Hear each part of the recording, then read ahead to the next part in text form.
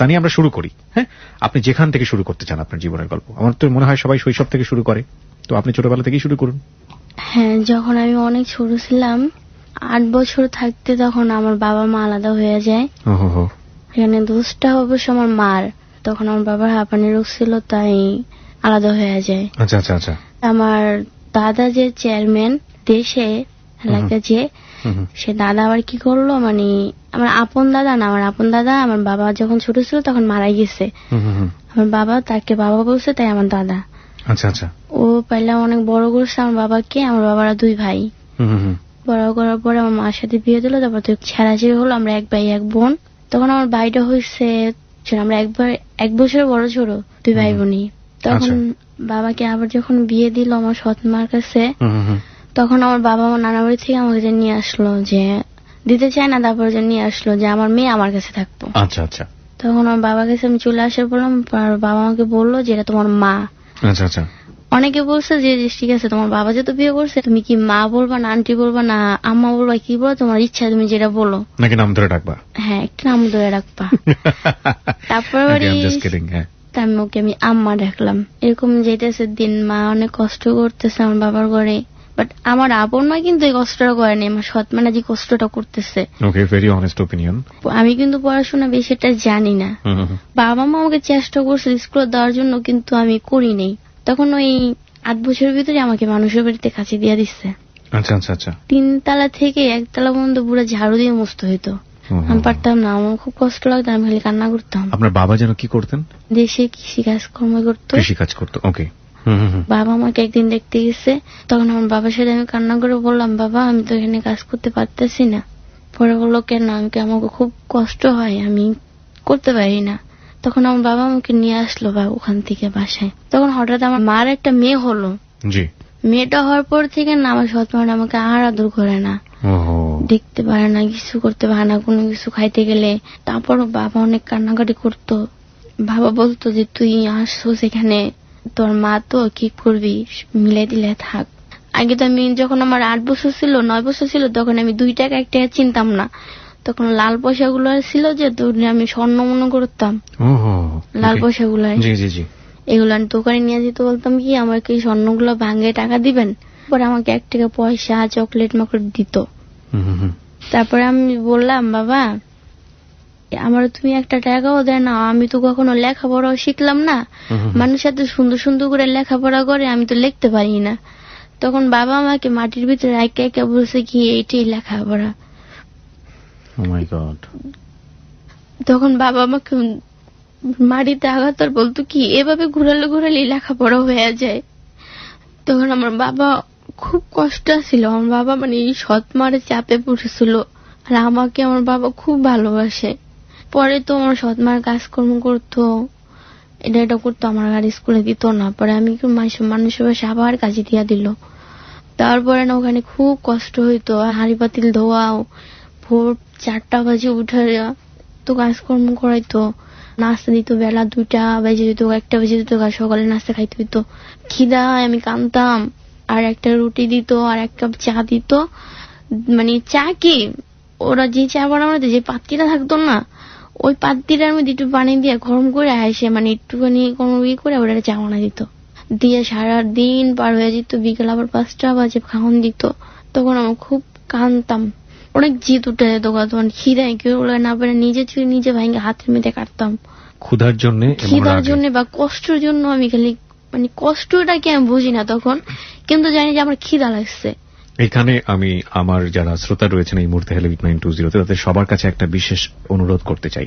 আমরা প্রতিদিনের জীবনে যে পরিমাণ খাবার নষ্ট করি, এই খাবারগুলো যদি আমরা ক্রমান্বয়ে নষ্ট না করে সঞ্চয় করে যদি একটা মানুষকে দিয়ে দেই, তাহলে সে আপনার উচ্ছিষ্ট খাবার থেকে ইজিলি বেঁচে থাকতে পারে। কি পরিমাণ খাবার নষ্ট হয় আপনি চিন্তাও করতে পারবেন না, হোটেল থেকে শুরু করে ঘরের থেকে শুরু করে সব জায়গাতে। সেদিন আমি, আমার মনে আছে, আমার অফিসটা কারণ বাজারে, ইভেন এখান থেকেই লাইভ হয়, আপনারা হয়তো শুনছেন এখন। আমি ফুটপাতে একজনকে দেখলাম একটা পচা পেঁপে ফলের দোকান থেকে ফেলে দেওয়া হয়েছে, এবং পচা পেঁপেটা যখন পুরো রাস্তার উপরে ছড়িয়ে গেছে তখন ওটা পুরো হলুদ, কালারটা দেখতে অনেক সুন্দর লাগছে। যে ভদ্রলোকটা ওই পচা পেঁপেটা খাচ্ছে তার পাশ দিয়ে অসংখ্য মানুষ যাওয়া আসা করছে, সবাই রিকশায় চড়ে আছে, আমি নিজেও তাদের মধ্যে একজন। আমার হয়তো একটা বলার জায়গা আছে বলে আমি আপনাদের কাছে বলছি। আমার মতো এখানে অনেকেই দেখেছেন, দেখে ভুলে গিয়েছেন। ওই মানুষটাকে ধরে নিয়ে গিয়ে একবেলা খাবার দেবার সামর্থ্য ওখানে সবার ছিল, ইভেন আমারও ছিল, কিন্তু আমিও করিনি, কেউই করেনি। আমি এই জায়গাটা থেকে আপনাদেরকে যে কথাটা বলতে চাই, খুবই সহজ একটা কাজ। এই মানুষটাকে ধরে নিয়ে গিয়ে একবেলা খাওয়ালেই এই মানুষটা যে পরের দিন এসে পচা খাবারটা খাবে না, কারণ তার তো সারা জীবনের নিশ্চয়তা একবেলা খাবার দিতে পারে না, সেটা আমি বলছি না। কিন্তু সারা জীবনে একটা মানুষকে ভালো করে চলার জন্য কিছু না, আপনার খাবারটাই আপনি খান, কিন্তু আপনি সেটা নষ্ট করবেন না। নষ্ট এই অর্থে করবেন না যে আপনি যদি নষ্ট না করেন তাহলে ওই খাবারটাই আপনি দ্বিতীয়বার খাবেন, তাহলে আপনার দ্বিতীয় বেলায় আপনি যে খাবারটা খেতেন সেই খাবারের পরিমাণটা বেঁচে গেল। এটা বেঁচে গেল মানে আপনার দৈনন্দিন খাবারে আপনি কম খাবেন, এবং এই কম খাওয়াটা যারা দরিদ্র মানুষ আছে তাদেরকে কোনো না কোনো ভাবে হেল্প করবে। আর আপনার যদি খাবার বেশি হয়ে থাকে, না ফেলে দিয়ে এরকম দরিদ্র মানুষদেরকে দিয়ে দিন। খুবই কষ্টকর, এগুলো আমাদেরকে প্রতিনিয়ত কাঁদায়, কিন্তু আমরা এর জন্য আসলে কোনো ভূমিকাই নিই না। হ্যালো 8920 তে যারা জীবনের গল্প বলতে আসেন এখানে, প্রত্যেকটা মানুষের শৈশব কোনো না কোনো ভাবে আমাদেরকে অনেক বেশি টাচ করে, কিন্তু শুনেই সেটা আমরা ভুলে যাই। এবং এই কারণে আমরা খুব প্রাউডফুলি বলার চেষ্টা করি, this is not an entertaining show. আমরা আপনাদেরকে এন্টারটেইন করি না, এখানে খুব হার্ড রিয়েলিটি বলা হয়। যার জীবনের গল্প যেরকম সেরকমই। একজন মানুষও যদি সচেতন হন তাহলে আমার এই কথাগুলো বলা সার্থক। সানিয়া, আমরা যে জায়গাটায় ছিলাম তারপর? হ্যাঁ, তারপর ওই যে ওরা আমাকে এরকম বাধ্যতামূলক আমি একদিন সকালবেলা পলে চলে আসি।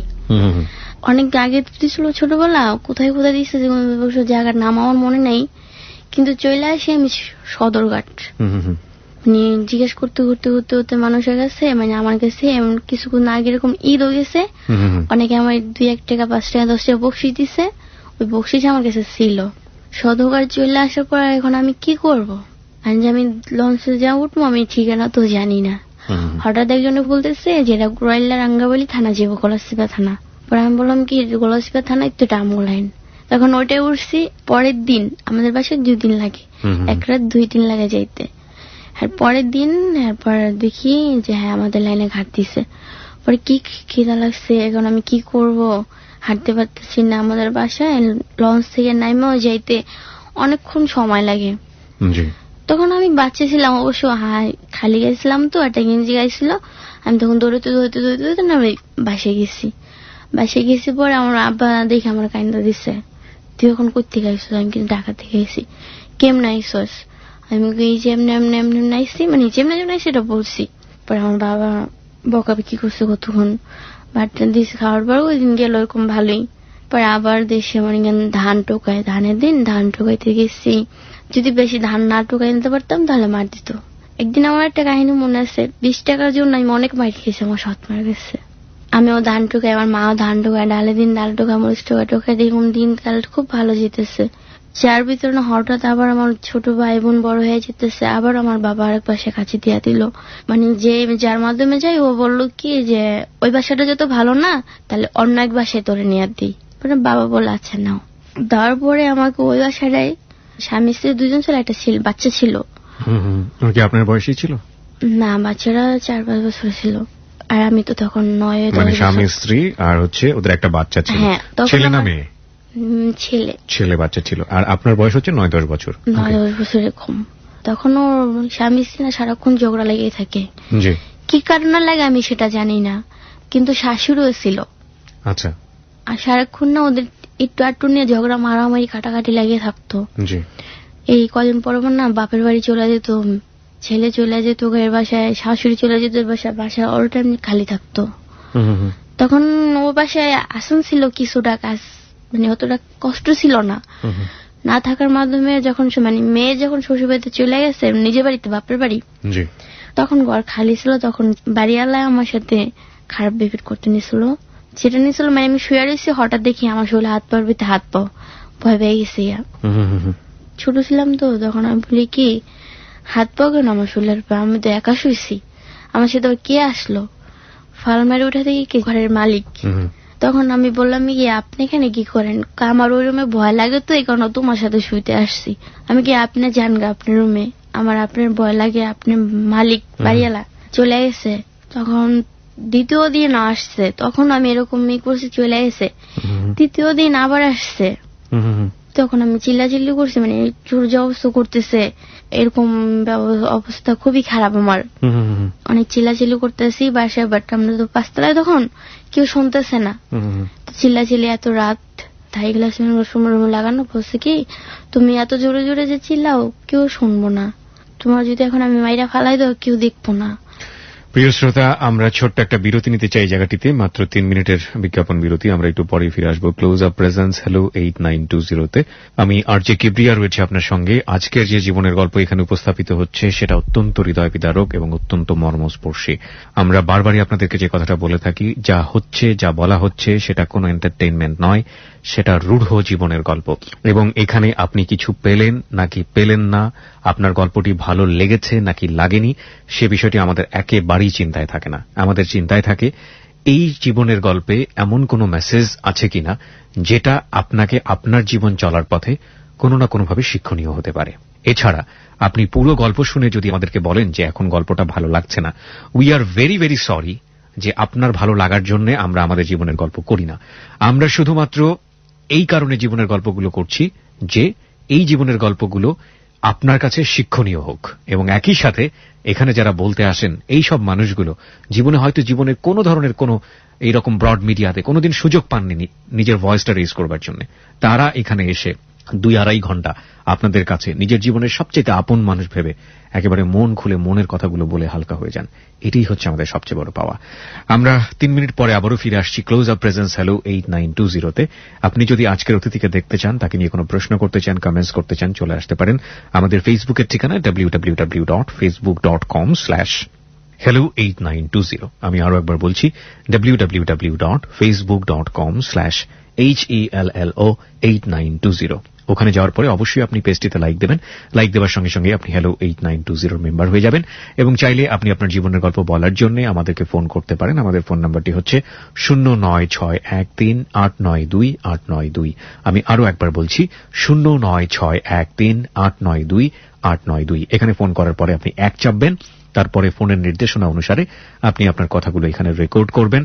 আর আপনার কথাগুলো যদি এখানে প্রচারযোগ্য হয় তাহলে অবশ্যই আপনার সঙ্গে আমরা যোগাযোগ করব। ফিরছি ঠিক 3 মিনিট পর। Close up presence hello 8920। Close up, the closure the better. আচ্ছা, ধরুন একজন মানুষ, তার প্রতি আপনার প্রচন্ড ভালো লাগা, আর সেই ভালো লাগা থেকেই হয়ে গেছে ভালোবাসা। হঠাৎই কোনো একদিন দেখা হয়ে গেল তার সাথে, এরপর দুজনের কাছে আসা, হাত ধরা, একসাথে নাচ গান, আনন্দ উল্লাস আর সতেজ নিঃশ্বাস, থাকতে শুরু করা একদম পাশাপাশি, একে অন্যের খুব কাছাকাছি। দুজনকে কাছে আনার এই কাজটি সহজ করে ক্লোজ আপ, আর একসাথে রাখে বহুক্ষণ। কারণ অ্যাক্টিভ জিগ মাউথ ওয়াশ এবং মাইক্রোশাইন ক্রিস্টাল সমৃদ্ধ নতুন ক্লোজ আপ ডিপ অ্যাকশন আপনাকে দেয় সতেজ নিঃশ্বাস 12 ঘন্টা পর্যন্ত। শুধুমাত্র একটি টুথপেস্ট নয়, এ হলো close up. FM 89.2 Close Up presents Hello 8920. Close Up, the closer, the better. প্রিয় শ্রোতা, 3 মিনিটের বিজ্ঞাপন বিরতির পর আমরা আবারও ফিরে এসেছি ক্লোজ আপ প্রেজেন্স হ্যালো 8920-তে। আমি আরজে কিবরিয়া রয়েছে আপনার সঙ্গে এবং সঙ্গে রয়েছে আমার টিম মেম্বাররা আরজে শাকিল, খালিদ এবং লোবান। এবং আমার সঙ্গে রয়েছে আজকে সানিয়া তার জীবনের গল্প নিয়ে, এবং শেষ পর্যন্ত এই জীবনের গল্প কোথায় গিয়ে দাঁড়িয়েছে। আমরা সবসময় একটা কথা বলি, ইভেন্ট ইউ কান্ট ইমাজিন, আপনি কল্পনাও করতে পারবেন না। এবং সেখানে মনে রাখতে হবে life is more than drama, জীবন নাটকের চেয়েও অনেক অনেক বেশি নাটকীয়। হ্যাঁ, আমরা যে জায়গাটাতে ছিলাম সেখান থেকে ফিরি, তার আগে আরো একবার মনে করিয়ে দিচ্ছি আমাদের ফেসবুকের ঠিকানা নিশ্চয়ই মনে আছে, facebook.com/hello8920, facebook.com/hello8920। ওখানে গিয়ে লাইক দেবার সঙ্গে সঙ্গে আপনি হ্যালো 8920 মেম্বার হয়ে যাবেন। সানিয়া, 3 দিনের দিন আপনার যিনি গৃহকর্তা ছিলেন উনি এসে বললেন যে এখানে যদি কেউ আপনাকে মেরেও ফেলে তাহলেও বাইরের লোকজন টের পাবে না, এরকম একটা হুমকি দিচ্ছিল। এবং আমরা খুব ভালো করে বুঝতে পারছি উনি আপনার সাথে যে আচরণ করতে যাচ্ছেন তা প্রচন্ড অনৈতিক আচরণ। হ্যাঁ, তারপর কি হলো? আমি ওদিন অনেক চিল্লাচিল্লি করছি, করার পর আমাকে 2-3টা থাপ্পড় মারছে। মারেন কেন? পরে বললো যে তোমাকে মারবো না, কি করবো, তুমি আমার কথা শোনো না, তুমি যদি আমার কথা শোনো তাহলে তোমার বেতন বাড়াই দেবো, তুমি আমার কথা শোনো, তুমি আমার কথা শোনো, কখনো তোমার কষ্ট হইব না। আমি বলছি আপনার কথা আমি শুনতে রাজি না, আমি জামগা, তোমার যাইতে দিব না, আমি জামগা। পরের থেকে আমি আর কাজকর্ম করি না, আমি বাংলাদেশি পাই জামগা। পরে ওই আমি যার মাধ্যমে গেছি ওকে ফোন দিছে, ওর মার সাথে পরিচয় তো, তোর মায়ে ফোন দিছে। পরে বলে যে কেন তুমি চলে যাবে? আমি বলছি আমি থাকবো না, আমার ভালো লাগে না, আমার বাড়ির কথা মনে পড়তেছে, আমি যামগা। তোর যে পাশে দিয়ে পাশে তো সমস্যা, তোর সমস্যাটা কি আমাকে কবি না? তার নাম বলছি না, আমার ভালো লাগে না, আমি যামগা। পরে বলছি যে তুমি অন গেলে তোমার বেতন দিব না, আমার বেতন লাগবো না। পরে ওই যে 3 দিনের দিন আমি চিন্তা করলাম যদি 4 দিনের দিন যদি আমার মায়েরা ফলাই, মানে যদি রাস্তাঘাটে আমার ফলাই দেয়, তখন আমার কুত্তা বিলে টেনে টেনে খারাপ ফলাবো, আমি সবসময় এটাই ভাবতাম। পরে চলে আসছি যখন, তখন আমাকে কত টাকা দিচ্ছে সঠিক আমি জানি না। আমার হাতে কখনো বাসায় কাজ করছে ঠিক, কিন্তু আমার হাতে কখনো কেউ টাকা দেয়নি। আপনাকে কেউ কখনো টাকা দেয়নি? আপনি তো চলে আসলেন, কোথায় আসলেন আপনি? বাড়িতে? না, বাড়িতে চলে আসনি। কোথায় এসছেন? ওখান থেকে আমাকে আবার চেয়ারম্যানের বাসায় কাজে দিচ্ছে। মানে ওখান থেকে ডিরেক্ট আপনাকে চেয়ারম্যানের বাসায় দিয়ে দিয়েছে? হ্যাঁ, ওখান থেকে আবার দেশে নিলে আবার আওয়া যাওয়া, আবার খরচ আবার আসতে হবে, তখন আমাকে চেয়ারম্যানের বাসায় কাজে দিচ্ছে। আচ্ছা, আপনার সাথে যে আচরণটা করলো, আপনি তো কিছুটা হলেও বুঝতে পেরেছেন সেই সময় যে আপনার সঙ্গে যে আচরণটা করছে এটা ঠিক আচরণ না? না, আমি ভাবছিলাম যে দেহার বোরে মারে ধরে মানে আমারও মারবো, মানে আপনি বুঝতেও পারেননি যে আপনার সঙ্গে কি ধরনের কি আচরণ? না, আমি এটা কিছু বুঝিনি। কিন্তু আপনি কি কাউকে এটা এখন তো বোঝেন, কাউকে কখনো বলেছিলেন ওই সময়টাতে? না, আমি আজকে কথাটা বললাম। আজকে আপনি ফার্স্ট রেডিওতে বললেন। প্রিয় শ্রোতা, এখানে আপনাদেরকে আমি একটু নোট করতে চাই, আপনার নিশ্চয়ই মনে আছে, এটা হচ্ছে আপনার 6 সেপ্টেম্বরের প্রথম আলোর একটি রিপোর্ট, এবং এটা প্রায় একেবারে প্রথম দিকে লিড একটা নিউজ হয়েছে। শিরোনামটা হচ্ছে এরকম, দক্ষিণ এশিয়ায় কিশোরী নির্যাতনের শীর্ষে হচ্ছে বাংলাদেশ, এবং এটা ইউনিসেফের একটা প্রতিবেদন। আপনারা যদি পারেন এটা আপনারা একটু পড়ে দেখবেন। আমি পুরো বিষয়টা আপনাদেরকে পড়াচ্ছি না, শুধু একটা বিষয় এখানে নোট করার মতো। এখানে তারা যে রিপোর্টটা প্রকাশ করেছে সেখানে একটা বিষয় খুবই খুবই চোখে লেগেছে আমাদের এখানে, সেটা হচ্ছে এটা বাংলাদেশের শীর্ষে, এবং এখানে রেশিওটা বলা হয়েছে যে বিশ্বে প্রতি 10 জনে একজন মেয়ে 19 বছর বয়স পেরোনোর আগেই ধর্ষণ বা যৌন নিপীড়নের শিকার হয়। আর দক্ষিণ এশিয়ায় কিশোরী নির্যাতনের হার সবচেয়ে বেশি হচ্ছে বাংলাদেশে। এখানে প্রায় প্রতি 2 জনের একজন, অর্থাৎ 47% বিবাহিত কিশোরী 15 থেকে 19 বছর স্বামী বা সঙ্গীর হাতে নির্যাতনের শিকার হয়। অর্থাৎ আমরা যেটাকে বলি যে একেবারে শিশু থেকে শুরু করে এবং বিবাহিত, এই যে 19 বছরের যে বারটা রয়েছে, একেবারে ঘরের মানুষ থেকে শুরু করে, গৃহকর্তা থেকে শুরু করে, গৃহকর্ত্রী থেকে শুরু করে, কি পরিমাণ সেক্সুয়াল ভায়োলেন্স হয়, এবং এগুলো নিয়ে অনেকেই মুখ খোলেন না, ফ্রন্ট লাইনে এসে কখনো কেউ বলেন না। আমরা হরহামেশা 2-1টা জানতে পারি, কিন্তু ইউনিসেফের মতো প্রতিষ্ঠান যখন এটা নিয়ে রিপোর্ট করে এবং এটা অনেক গবেষণার পরে বের করে, সেটা সত্যি সত্যি আমাদেরকে অনেক বেশি নাড়া দেয়। বিশেষ করে হ্যালো 8920-তে বন্ধুরা এসে যেভাবে তাদের জীবনের গল্পে বিষয়গুলোকে তুলে ধরেন তা অত্যন্ত মর্মপীড়াদায়ক। আমরা শুধু এই কথাটা এজন্যই বলছি যে আপনাদের বিশ্বাসযোগ্যতার জায়গায় কিছুটা হলেও এই রিসার্চ আমার মনে হয় ভূমিকা রাখবে। আপনারা চাইলে পুরো রিপোর্টটা পড়ে দেখতে পারেন। হ্যাঁ, বলুন। তারপর আমাকে ওই বাসা থেকে কি করলো, চেয়ারম্যানের বাসায় কাজে দিল, যে এটা অনেক বড় লোক বাসা, এখানে থাক তুই, এখানে কোনো সমস্যা হইব না।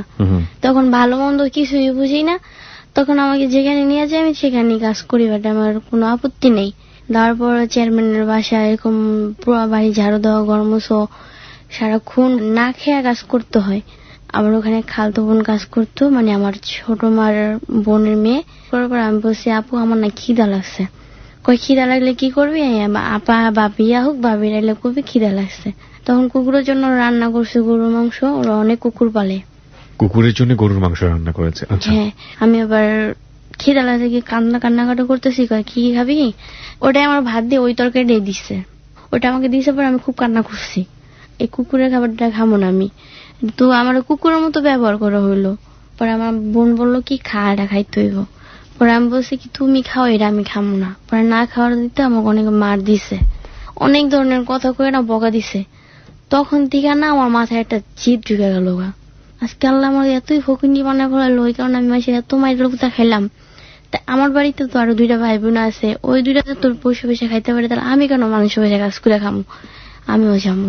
পরে ওই যে ওখানে তো সামনেই সদরঘাট, পরে যে আমি সাথে নদী ছিল, তো মানে মারার পরে যে নদীতে ঝাঁপ দিছিলাম, মরে যাবো। তখন আমার বোন ধরছে, আরো কিছু কিছু লোক আছে, ওরা যে ধরছে, কি করস, আমার মারলো কেন, মরে যাবো। মরে যেতে শিখছি তখন আবার কি করলো আমার, ওরা আবার আসার পরে, দেশে আসার পরে সৎ মা অনেক মারলো আমাকে। তুই যেই বাসায় যাস এই বাসায় সমস্যা, যেই বাসায় যাস ওই বাসায় সমস্যা। কি সমস্যা কি তোর? তুই কি কাম কাজ করে খাবি না কেমন বাইরা, ঘর থেকে বাইরা, তোর আমি জায়গা দেবো না বাইরা। বেশ, তো আমার জায়গা দিবেন না, তাহলে আমি আমার পথে যাবো। তখন আমার আব্বা আমাকে হঠাৎ করে একটা কথা বলছে, রাতে আমি বসে রয়েছি, আব্বার লাগে কেউ ছিল না। মা, আমি যদি মরা যাই তুই কারে আব্বা বলবি?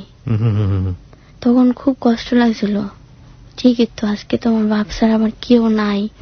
তখন আমার আপন মার কোনো সম্পর্ক ছিল না, আমার আবার নানা নানি অনেকেই ছিল, কিন্তু কেউ সাথে আমার সম্পর্ক নাই। তখন একমাত্র আমার সম্পর্ক আমার বাপটাই ছিল রক্তের, আর কেউ ছিল না। জি। যখন ছোট ছিলাম, ছোটর ভিতরে হঠাৎ করে মাথার মধ্যে এই বুদ্ধিটা আসলো। ঠিকই তো বললো, আমার বাবা যদি মরে যায় আমার কে জিজ্ঞেব, আমার তো কেউ নাই আমার বাবা ছাড়া। তখন কি করবো, আমার বাপে যেটা কইতো আমার এটাই শুনতে হইব। এরকম করতে করতে ভালোই 11-12 বছর হয়ে গেছে।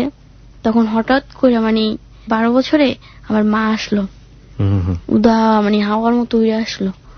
এসে বললো আমার মেয়েকে আমি নিয়ে যাবো, দরকার লাগলে আমি কেস করবো, মামলা করবো। তখন আমার মা বললো কি, আমি তোর নিয়ে যাবো, তুই আমার দ্বারা থাকবি, পড়াশোনা করবি, আমার মানুষের মতো মানুষ হবি। এই না থাকলে তুই মানুষ হইতে পারবি না, তার বাপে একটা অমানুষ, তুই একটা অমানুষ হবি।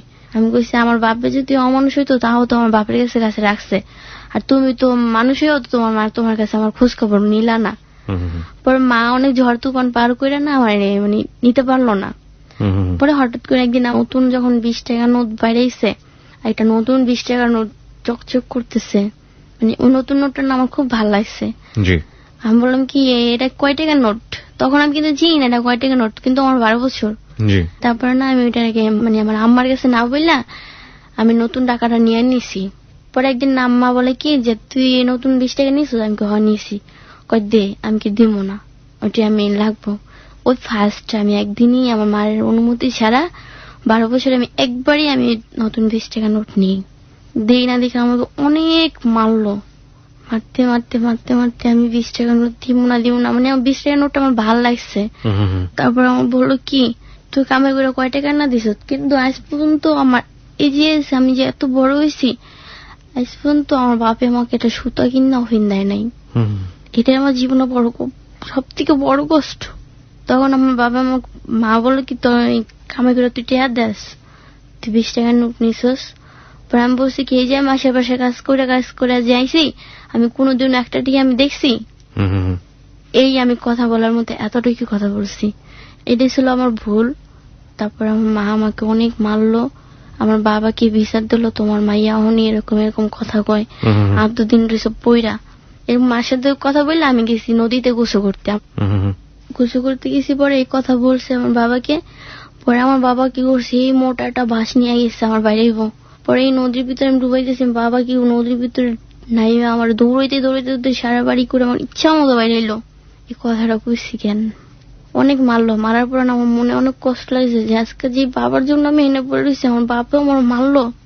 আর 2 দিন পরে আমার নানা গেছে, আমার আপন নানা আমার আনতে গেছে, কয় এতদিন যে তুই এনে বেড়াইছস আর এবার আমগো 2 দিন যে বেড়াইস। পরে তো আমার মনে কষ্ট আসই, তখন থেকে না কিরকম কিরকম অবস্থা, একটা জিদ মাথার ভিতরে, কেউ তো কিছু কইতে পারি না, কিন্তু জিদ আমার মাথায় উঠে। তারপরে তো বাড়ি যাওয়ার পর যাই দিই মা আছে, সবাই টবাই আসছে, বালাই 2 দিন খাইলাম টেলাম। একদিন ভোর রাইতে আমার মায়ের আমার আপন মা খুব মারলো, তুই আর ওই বাড়ি যেতে পারবি না, তোরা ঢাকা লিয়ে যাম। পরে আমি কইছি যাম না, আমি বাবার কাছে যাবো। যাম না কইছি বলে পরে সারাটা রাত আমাকে মারতে মারতে মারতে মারতে খুব মারলো। আমার শরীরে যত স্পট আছে সব মায়ের ফাটে ফাটে ফেলাইছে। এই যে আমার হাতে কত স্পট, সব মায়ের। আমার মা আমাকে মায়েরা মেরে এই অবস্থা করছে, ফাটে ফাটে ফেলাইছে। মারার পরে না মারতে মারতে জোর করে আমার লঞ্চ উড়াইছে মায়, নানি মামায়। পরে মায়ের খেয়ে আমি 2 দিন 3 দিন যাবত খাই না খাই তা মা যত জোর করে নিয়ে আইসে তা নিয়ে আইসে। তখন আবার আমার মা যদি আমাকে একটা কথা বলতো, আমি জীবনও রিপিট করে কথাটা মাকে বলতাম না, কখনো কাউকে আমি একটা কথা বলতাম না। শুধু ওই আমার সৎ মাকে একটা কথা বলছে, ওই যখন অনেক মারছে, মারার পর আমাকে ঢাকা নিয়ে আসছে, নেওয়ার পর আমার টাইফিন জ্বর জন্ডিস অনেক কিছু হয়েছে এক লাগারে মার খাইতে খাইতে। আর এতদিন যাবত আমি কখনো 1 টাকার আমার ওষুধও কেউ খাওয়াই নাই, যত জীবাণু যত অসুখ সব একবারে দেখা দিছে। পরে মা আমার কি করলো, ডাক্তার মাকে দেখাইছে জন্ডিস মন্ডিস করাইয়া। পরে যেখানে পুরনো কাপড় চোপড় বিক্রি করে সেখান থেকে মা কত পুরানো কাপড় চোপড় নিয়ে আসছে আমার আপন মা। আজকে এতদিন পর আমার মার সাথে দেখা হয়েছে, যেখানে বুকে টাইনা নিব একটু ভালো মন্দ খাওয়াবো, সেখানে আমার মা পুরনো কাপড় চোপড় কিনে আমাকে ফিন দেয়। তারপর পুরনো কাপড় চোপড় কিনা ফিন দিল, বুঝি নেই ততটা। তখন আমার 13-14 বছর হইব, 2005-এর কথা হইতে পারে, 5-6 বছরের। ততটা স্মরণে আমি তো তখন বুঝি না, লেখাপড়া তো করি নাই, বুঝি না 2005 না, কিন্তু আমি 2007 থেকে যত কাহিনী করছে সবই আমি জানি। তখন 2007ই হবে। তখন আমার জীবনে একটু একটু স্মরণ হয়েছে যে ঢাকা শহরে চলতে গেলে কিছু কিছু লেখাপড়া লাগে। তখন আমাকে আইনে প্রথম অতি ফার্স্টে গার্মেন্টসে ভর্তি করেছে, কিন্তু কেউ আমাকে গার্মেন্টসে নিবে না, ছোট।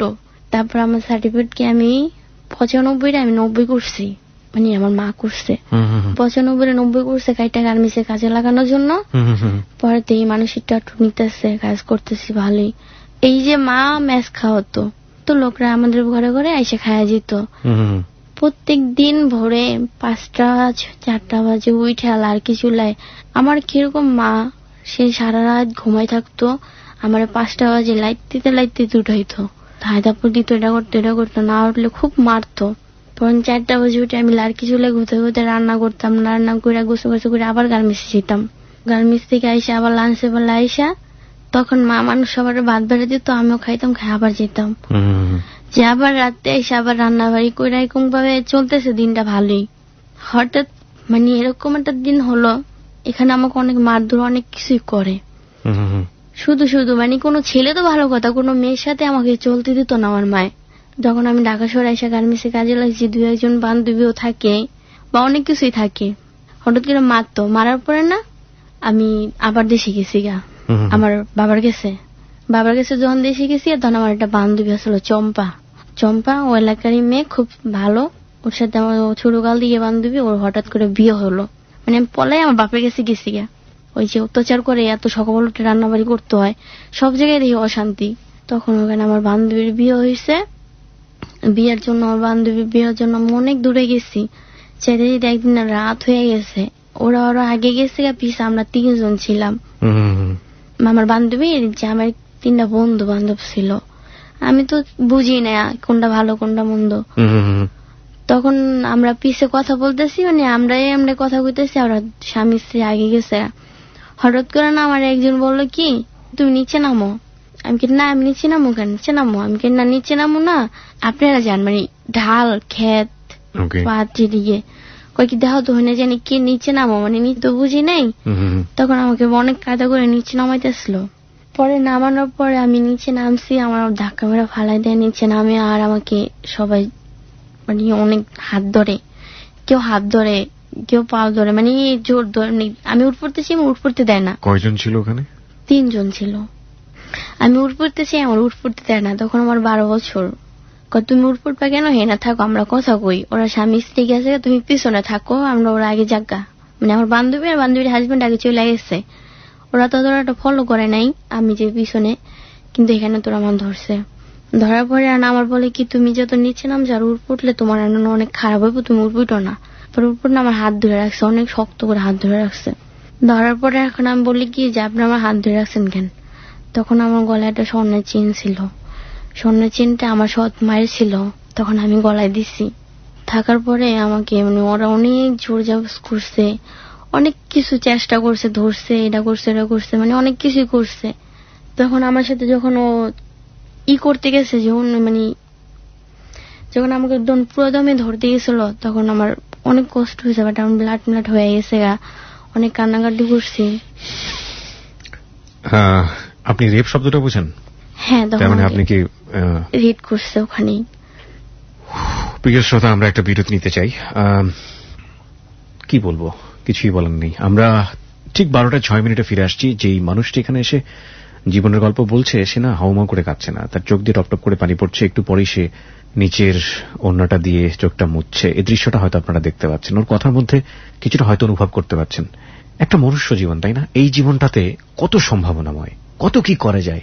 এই মানুষই কেউ পৃথিবীতে শ্রেষ্ঠ বিজ্ঞানী হচ্ছে, এই মানুষই পুরো মানব সভ্যতা পরিবর্তন করে দেওয়ার মতো বড় বড় কাজ করছেন। এই মানুষের মধ্যেই নেলসন ম্যান্ডেলা হচ্ছেন, এই মানুষের মধ্যেই মহাত্মা গান্ধীর মতো মানুষ হচ্ছে, এই মানুষের মধ্যেই বঙ্গবন্ধু শেখ মুজিবের মতো মানুষ হচ্ছে, এই মানুষের মধ্যেই কত বড় বড় মাপের মানুষ হচ্ছে। কিংবা যদি বড় মাপের নাই বলি, আপনার এলাকায় সবচাইতে ভালো মানুষটিও হচ্ছে। আবার এই মানুষটার মধ্যেই কত অমানুষ, কত সাফারার। আমরাই মানুষ, আমরা দাবি করি আমরা সৃষ্টির সেরা জীব, অথচ আমরা কত অন্যায় করি, কত গর্হিত অপরাধ করি, কত ভুল করি, এবং এই ভুল করার পরেও সৃষ্টিকর্তা আমাদেরকে ক্ষমা করে দেন এবং ক্ষমা করে দেন বলেও আমরা এখনো টিকে আছি। কিন্তু যে মানুষগুলো কষ্টের শিকার হয় তারা কি আমাদের কোনোদিনও ক্ষমা করবেন? যারা আজকে এখানে শুনছেন তাদের মধ্যে হয়তো কেউ ধর্ষণকারী আছেন, তাদের মধ্যে হয়তো অসম্ভব রকমের ভালো মানুষ আছেন, তাদের মধ্যে হয়তো বা কেউ ভিকটিম আছেন, তাদের মধ্যে হয়তো বা কেউ আজকে এই সানিয়ার মতো আরো অনেকেই আছেন। তাদের অন্তরের ব্যথাগুলো কি আমরা বুঝতে পারি?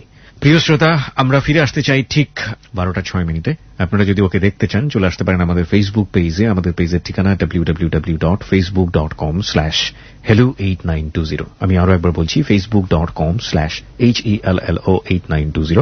ওখানে যাওয়ার পরে লাইক দিলেই আপনি হ্যালো 8920 মেম্বার হয়ে যাবেন। ফিরছি ঠিক রাত 12:06। FM 89.2.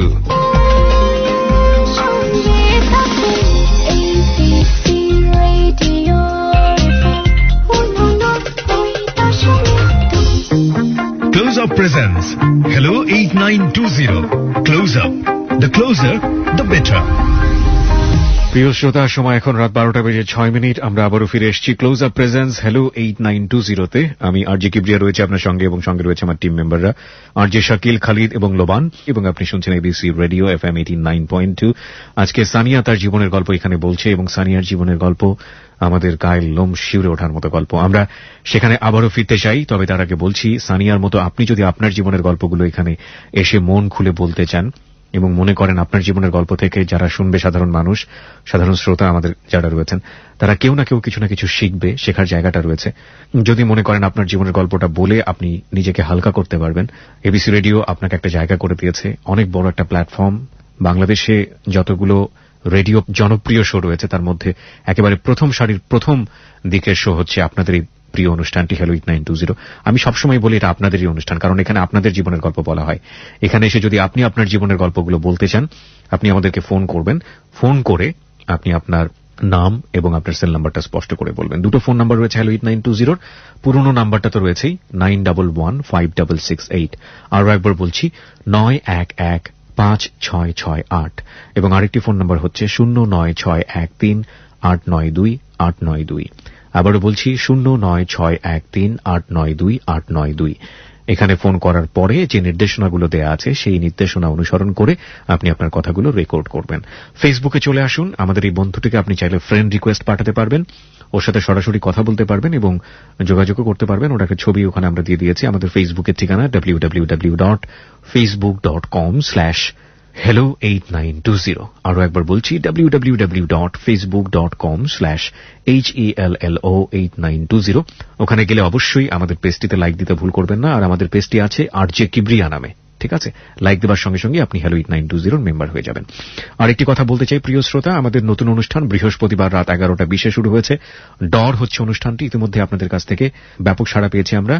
আপনারা যারা ভূতের গল্প শুনতে ভালোবাসেন এবং একই সাথে ভৌতিক অনুভূতি নিতে ভালোবাসেন, তাদের জন্য বৃহস্পতিবার রাত 11:20 শুরু করছি আমি আমার নতুন অনুষ্ঠান ডর, এবং আশা করছি আমার সাথে আপনারা থাকবেন, আপনাদের ফিডব্যাকগুলো জানাবেন, কারণ আপনারাই হচ্ছেন আমাদের মূল অনুপ্রেরণার জায়গা। বৃহস্পতিবার ঠিক রাত 11:20। সানিয়া, আমরা যে জায়গাটায় ছিলাম, অত্যন্ত হৃদয় বিদারক একটা পরিস্থিতির বর্ণনা দিচ্ছিলেন আপনি। তারপর ওরা তো ওরকম আমাকে জোর জবরদস্ত করলো, করার পরে তো আমি পারতাছি না, আমার কষ্ট, একজনে হাত ধরছে, একজন পা ধরছে, এরকম করতেছে। পরে আমি চিল্লি করে কান্নাকাটি করে ওখান থেকে যেমনি পারি এমনি আসি, সুইটার মধ্যে আসি।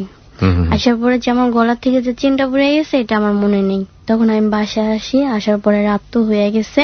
আম্মা বলে তুই কোথায় ছিলি, ওরা অতক্ষণ আগে আসে, তুই এত পরে আসলি। কান্নাকাটি করতেছি, কান্নাকাটির পরে মা বললো কি হয়েছে, ডঙ্গরা কান্দুসকে।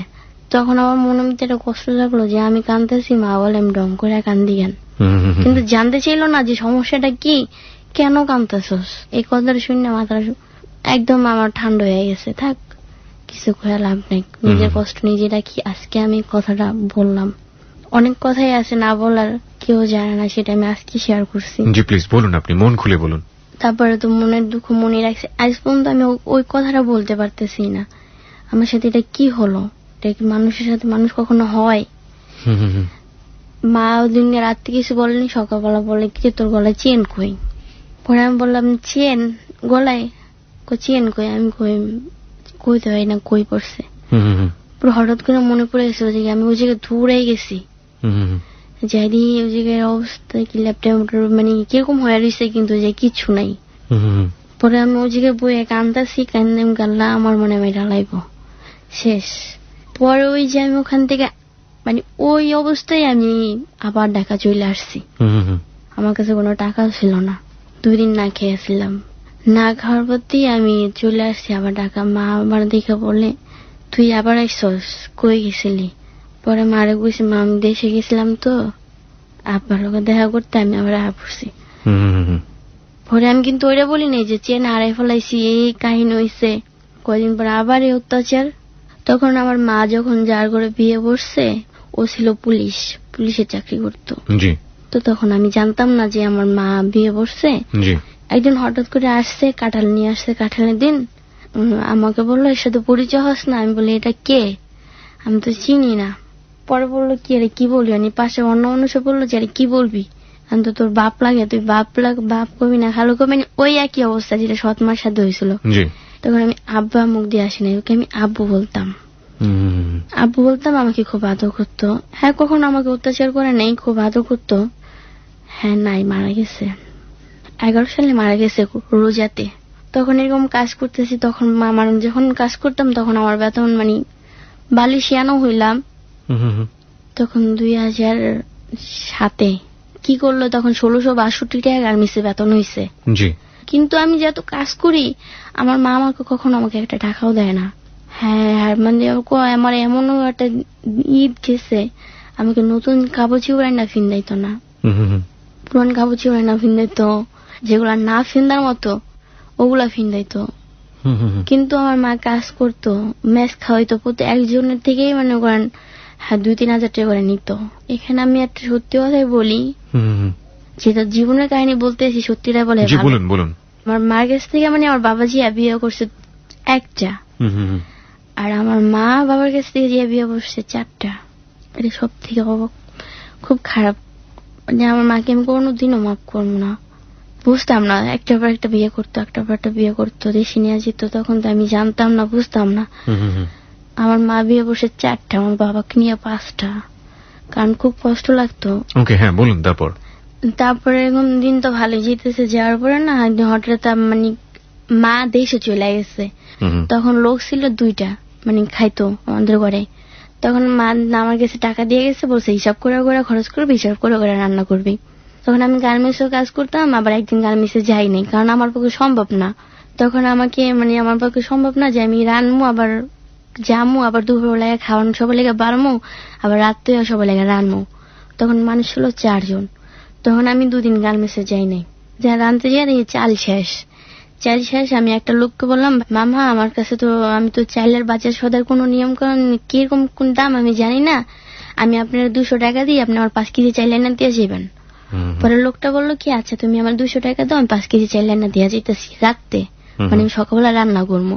সে আমাকে কি বললো, রাতে দিয়া যাই বলে এই যে গেছে, আর কোনো খবর নেই। সকালবেলা দেখে কি মাকে সদর বাজার থেকে নিয়ে আসছে। এখন তো আমার ঘরে চাল নেই, আমি তো রাঁধতে পারিনি, কেউ না খেয়ে রয়েছে। আচ্ছা, আমি এখানে একটু পরিষ্কার হতে চাই, আমি ঠিক বুঝতে পারলাম না, এই মামাটা কে যাকে আপনি চালের জন্য টাকা দিলেন? আমাদের ঘরে মেস খাইতো। ও, পাশেই থাকতো, আপনাদের ঘরে মেসে খাইতো? হ্যাঁ, মানে মেস খাইতো, মানে আপনাদের ঘরে খেতো, টাকা দিত প্রতি মাসে? আচ্ছা, আর আপনার মাকে কে নামিয়ে নিয়ে আসলো সদরঘাট থেকে? ওই মামাই নিয়ে আসছে? হ্যাঁ, ওর সাথে একটু ভালো সম্পর্ক ছিল। ওকে, ঠিক আছে, বলুন। তারপর যখন আসলো তখন আমি বললাম, মামা আপনি যে আমি রাতে 200 টাকা দিলাম, বললাম যে চাল দিয়ে যাবেন, আপনি তো চাল দিয়ে গেলেন না, আমি তো রাঁধতে পারিনি, না খেয়ে রয়েছি, আর কেউ খাইতেও পারবো না। আমি যখন ওকে টাকাটা দেই তখন আমার একটা বান্ধবী না মানে পাড়াপড়শি একজন বসে ছিল, ও দেখছে যে আমি ওকে 200 টাকা দিছি। ও আমাকে বললো কি ডাইরেক্ট যে তুমি আমার কখন টাকা দিছো, কিসে টাকা দিছো? তখন আমার না খুব কষ্ট লাগলো। না বলার পর থেকে আমি ওই যে মেয়েটা আমার সাথে বসেছিল ও মেয়েটা ডাকছি, আমি কি দেখো আপু আমি না মামার রাতে 200 টাকা দিছি তোমার সামনে। কয় কি হ দিছস তো? কয় কি কার লাগে রাইতে ঘুরে মুড়ে কস দিলাই আমার 200 টাকা দিছ দেখ।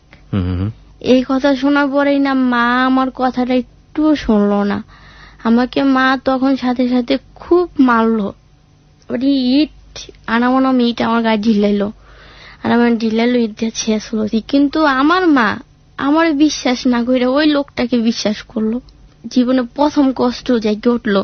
ওই মায়ের গুতায় খাইয়া আমি গার্মেন্টসে গেছি, ওদিনই বেতন দিছে। যেদিন আমি মার খাইছি 1662 টাকা ওদিনই বেতন পাইছি। পাওয়ার পরে না আমি আর ওই যে নার্গিস আপা মানে আমার সাথে ছিল মানে পাশের রুমে, ওই নার্গিস আপা আর বলে নাই হ্যাঁ ও তো বেতন পেয়েছে। মা রাত্রে জিজ্ঞেস করছে নার্গিস তোকে কি বেতন দিছে? পরে নার্গিস আপা না আমাকে সবসময় কইছে তুই দূরে কোনো জায়গায় জাগা। আমি কই যাবো, আমি ঢাকা শহরে কিছু চিনি না। পরে ওই নার্গিস আপা না ওদিন নিজেই বুদ্ধি করে বলছে কি না বেতন দেয় নাই বলতে পারে আমি আসছি পরে আমার লাভ দিয়ে জিগাইছে নার্গিস আপা আমার তাতে যে ধরছে তোর মা যদি কয় বেতন দিস তুই কবি না। পরে না আমিও কইছি না বেতন দেয়নি কালকা দিব। পর ওদিনই আমার মানে এত কষ্ট, আমি সারাদিন খাইনি। পরে কানতে কানতে না পরের দিন সকালবেলা না আমি ঘুম থেকে ওইটাই হাঁটা শুরু করছি। এই মার কাছে আমি থাকবো না, আমি যত হার গর্ভধারী মাইয়া হ্যাঁ আমার বিশ্বাস না করে আর ঘরে খায় ওই বেটার বিশ্বাস করলো 200 টাকা লেখা। তখন আমি একটু টাকা সংকটটা বুঝি। পরে সকালবেলা উঠে আমি হাঁটতে হাঁটতে হাঁটতে হাঁটতে অনেক দূরে গেছি, যে একটা রিক্সাওয়ালাকে বললাম কি ভাইয়া আমাকে রেল লাইন নিয়ে যান। মানে আমার কথা রেল লাইন তো অনেক বস্তি বস্তি থাকে, যদি ওখানে যাই তাহলে হয়তো আমার কোনো জায়গা দিতে পারে। পরে লোকটা না রিক্সাওয়ালা লোকটা না খুব ভালো, আমাকে বললো কি আপনি রেল লাইন যাবেন কেন? মানে আমাকে রেল লাইন হয়ে অনেক মানুষ থাকে তো আমি ওই মানুষের লাগে থাকবো। রেল লাইন কি ভালো মানুষ থাকে? তুমি রেল লাইন যাবা, তুমি আমার লাগে আমার বাড়িতে আহো। কি হয়েছে? আমি আমার বাপ মা আমার অনেক মারছে, আমি বাপ মার যাবো না। তখন রেল লাইন না নিয়ে বেটা কি করলো, বেটার বাসে আমার নিয়ে গেল। বেটার বাড়িতে 3টা মেয়ে আর বউ ঘরে হ্যাঁ রিক্সা চালায়। পরে বেটার বাড়িতে আমার নিয়ে গেল, নেওয়ার পরে ওই ভালোই চলতেছি আমার ওখানে। তখন তো আমি হেল্পার ছিলাম। বললো কি তুমি কি কাজ করো? তখন আমি সাহস করে বললাম কি আমি গার্মেন্টস অপারেটর। বলো কি তুমি অপারেটর? আমি কি হ্যাঁ।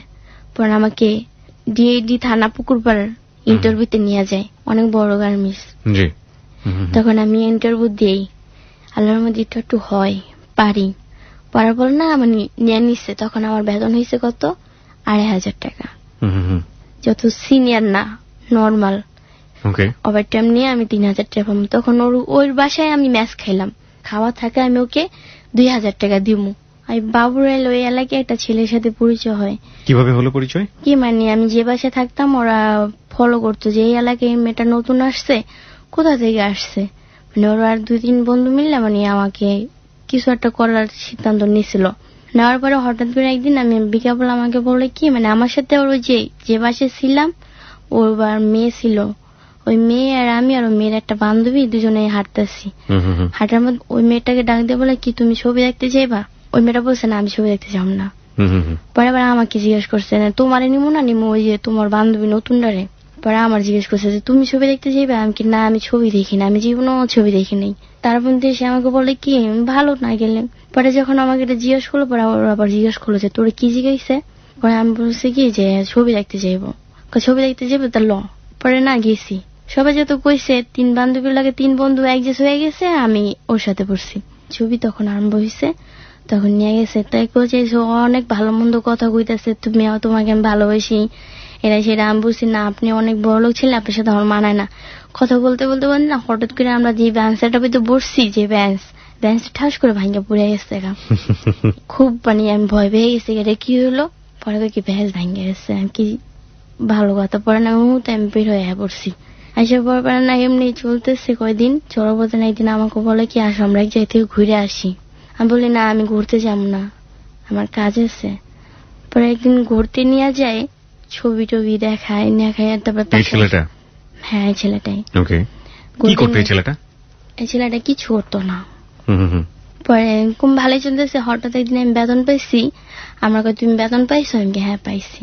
হিসাব করছে মানে আমি কয় টাকা বেতন পাইছি, আমি তো খুব ভালো ছিলাম, তো ওর হাতে দিয়া দিছি। তারপর না ও কি করছে সব টাকা গুণ না 500 টাকা রাখা দিছে। আমি আর কিছু বলি নেই, এই টাকা আমি চা নাস্তা খাবো না, তুমি বাইর যাও। আমাকে আচ্ছা। উনি এলাকার একটা ছেলে, ওর বাড়ি বাবুরাইল, ওর বাড়ি জার্মান থাকে, ওর নিজস্ব বাড়ি বাবুরাইল 3 তলা বিল্ডিং। যে তোমাকে আমি ভালোবাসি। আমি কি আপনার আমি ভালোবাসি না? কয় কে? আমি কি আপনার কত বড় লোক? কোথাও হতো আমার গায়ে লেখা আছে কিনা বড় লোক।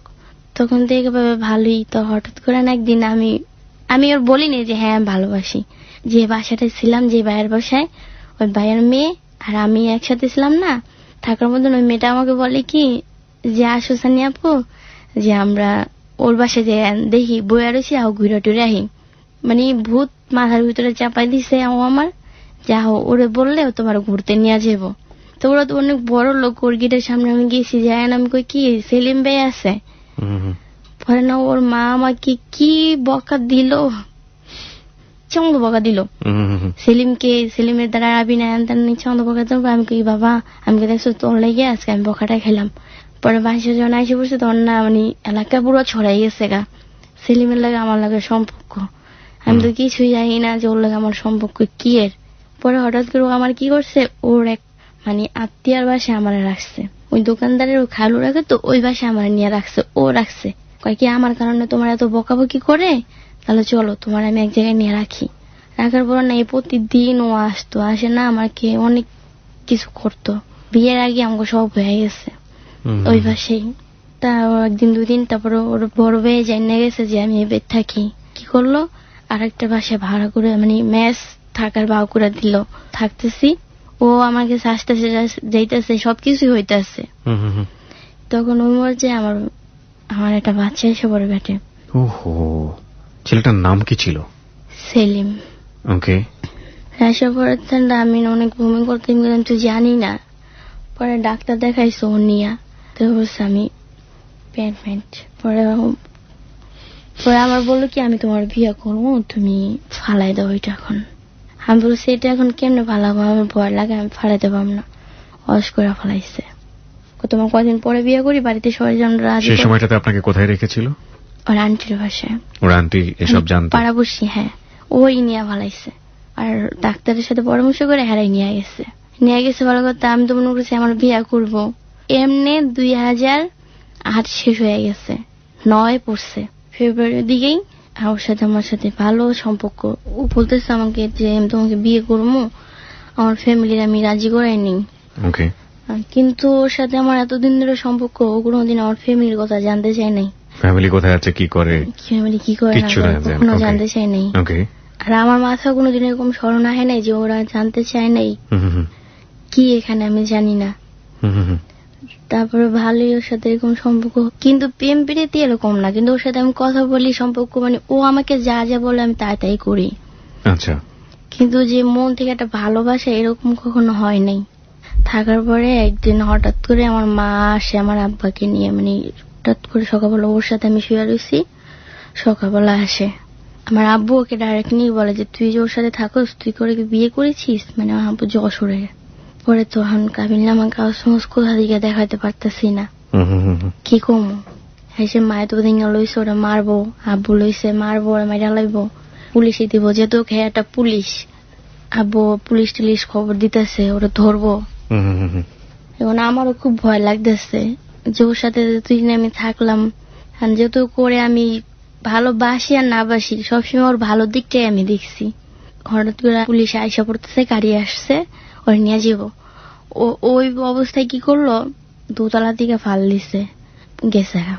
এখন তো আমি একার বাড়ির ভিতরে সবাই আমার খারাপ জেনে গেল, সে মেয়েটা খারাপ দিকে ওর সাথে আছে। পরে একদিন ফোন দিয়েছে, পরে আমি ভালো মতো বলছি তুমি কই, আমি আসছি বাসায়।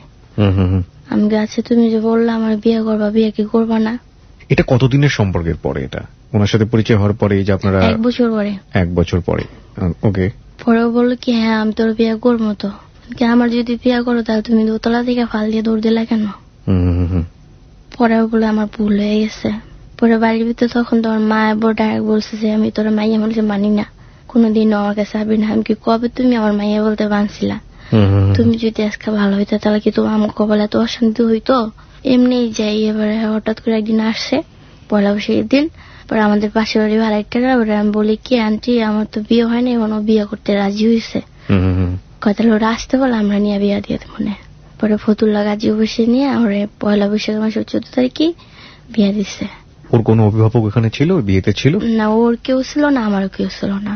ওই পাড়াপড়শিরা মিলে আপনাদের বিয়ে দিয়ে দিল, গাজী অফিসে বিয়ে দিয়ে দিয়েছে। বিয়ের সময় যে রেজিস্ট্রিটা হয়, সেই রেজিস্ট্রির ফটোকপি বা কোনো কিছু কি আপনি সংগ্রহ করেছিলেন? প্রথমে একটা ট্রই দেয়, ছোট একটা কাগজ দেয়, ছোট কাগজটা ওর কাছে ছিল, আপনাকে দেয়নি? আমাকে দেয়নি। ওকে, তারপর? ওই বাসা ছেড়া দিলাম, বাসা ছেড়ে আবার অন্য বাসায় ভাড়া নিচ্ছি।